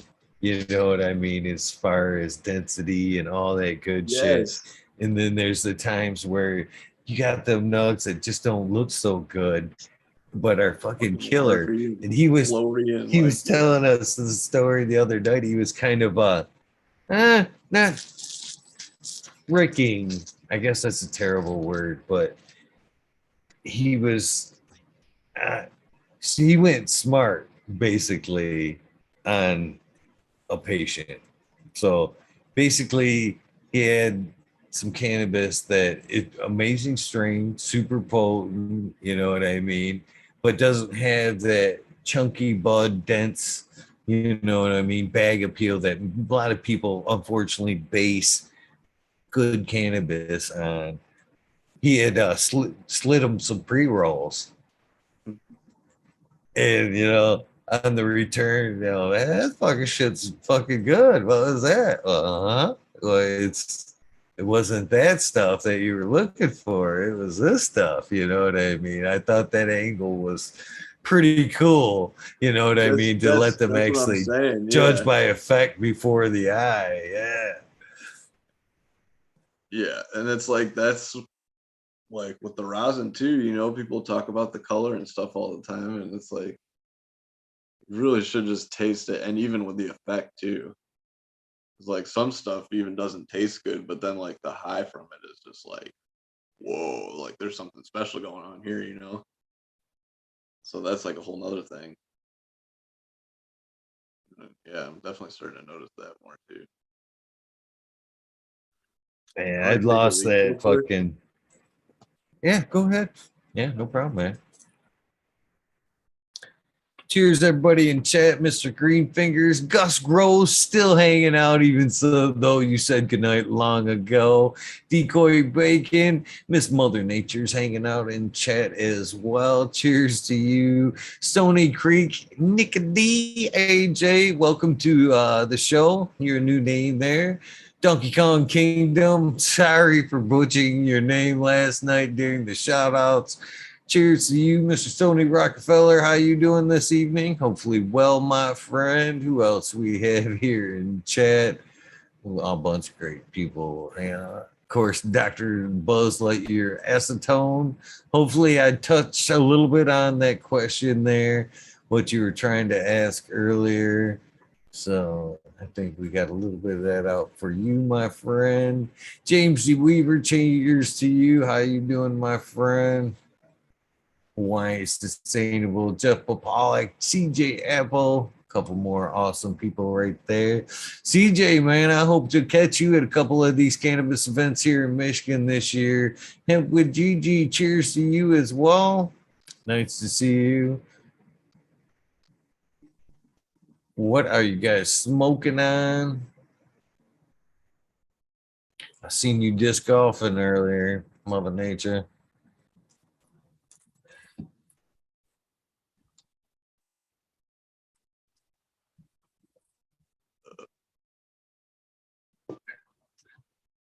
Just shooting some names, saying hello to chat. Believe it or not, even though it's 3:22 here in the Michigan time, it is fucking. There's still 79 people hanging out with us, listening to us shoot the shit. Isn't that something? Oh, Right on. hell yeah. You went well. We went well over that, maybe an hour that we started with. I told you if you get me going, it might work out. Oh man, it goes by a lot faster than people think it does when you get started, man. For it can sure. fly by. Yeah. Yeah, that's cool. I would definitely do it again if you want to, or whatever, however it Oh, works. I don't know. well, this is I would always love to follow up, man. I always enjoy, follow up, seeing how people have done in last year or whatever season, Right. how Yeah, the that makes season had treated them. But on top of that, this is how things do work around here. I'm glad you asked. So basically, this is how the channel runs. There's a few shows on the channel, basically three right now. Open to others, but three. So there's a spotlight with that me and you have done, basically. And then once you've done that, then the Zoom link that I've sent you tonight, it's always good. So anytime that you see like Weed Nerd World in the title of a show, which is there Monday nights is a Weed Nerd World, which starts it's a late start, 2 a.m. and that's open to all past guests. Anybody that's a past guest can come hang out anytime, no invites. It's ever evolving. You know what I mean? At this point, 634 options can pop in on any one night. So wild. trying to keep the earlier night going to where there's one at 11:30, a Weed Nerd World, to where if you can't make it till 2, and you come pop in at 11:30 for a few and say hi and smoke. Other than that, the Weed Nerd Worlds go from short shows. So basically, I told you before we got going, the time slot is open from 11:30 to 4:20 nightly. So I'll run the guests as long as they want to go. And if they don't want, like I told you, 10 minutes, hour, whatever, I'm grateful.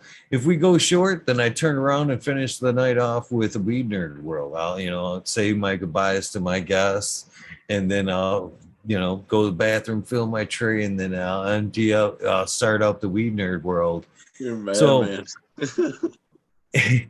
anytime that say you can't sleep or whatever, man, you wake up, you turn the channel on, and it says Weed Nerd World, man, come meet the community, man. It's the people that you'll see at these events. It's growers from around the world.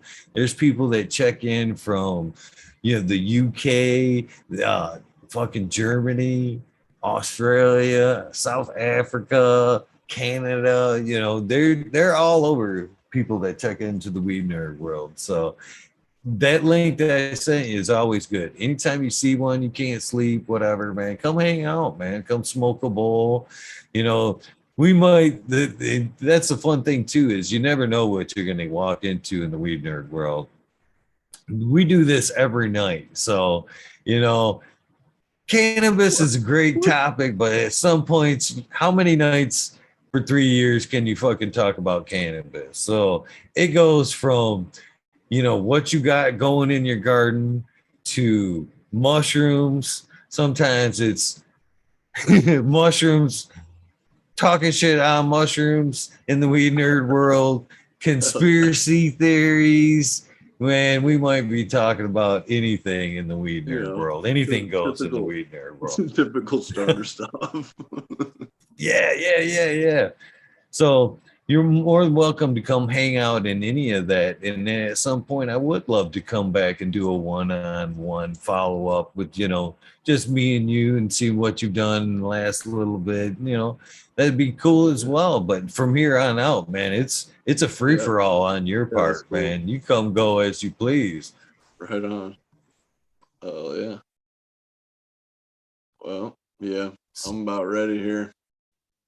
So I guess one other show I left out, and of course that is the Organic Takeover with Smiley's Gardens, where he talks strictly organics once a month with, somebody on a seriously technical level. So lots here, man. And if you get bored, you're working in your garden, blasting it out on a nice sunny day while you're de-leafing, come check us out, man. There's people that you respect, and hopefully people that you'll come to know on the show. You know what I mean?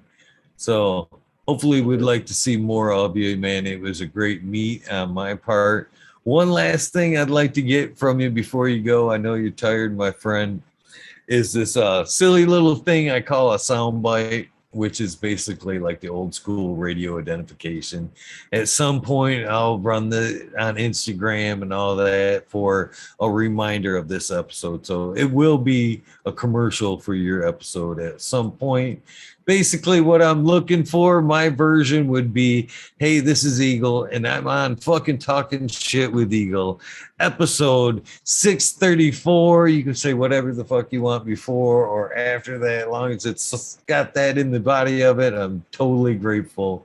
I'm ready anytime you are, my friend. What do I gotta say? I love it. Basically, my version of it would be, hey, this is Eagle, and I'm on fucking Talking Shit with Eagle, episode 634. Okay. Hey, this is Strangely Rooted on Talking Shit with Eagle, episode 634. Yeah, perfect. That's what you perfect, my friend. All right. Once again, man, thank you for your time, man. It's the most valuable thing we have, and I have gotten a nice chunk of yours, and I can't repay you for it, but I can tell you I have valued it, and so has everybody else.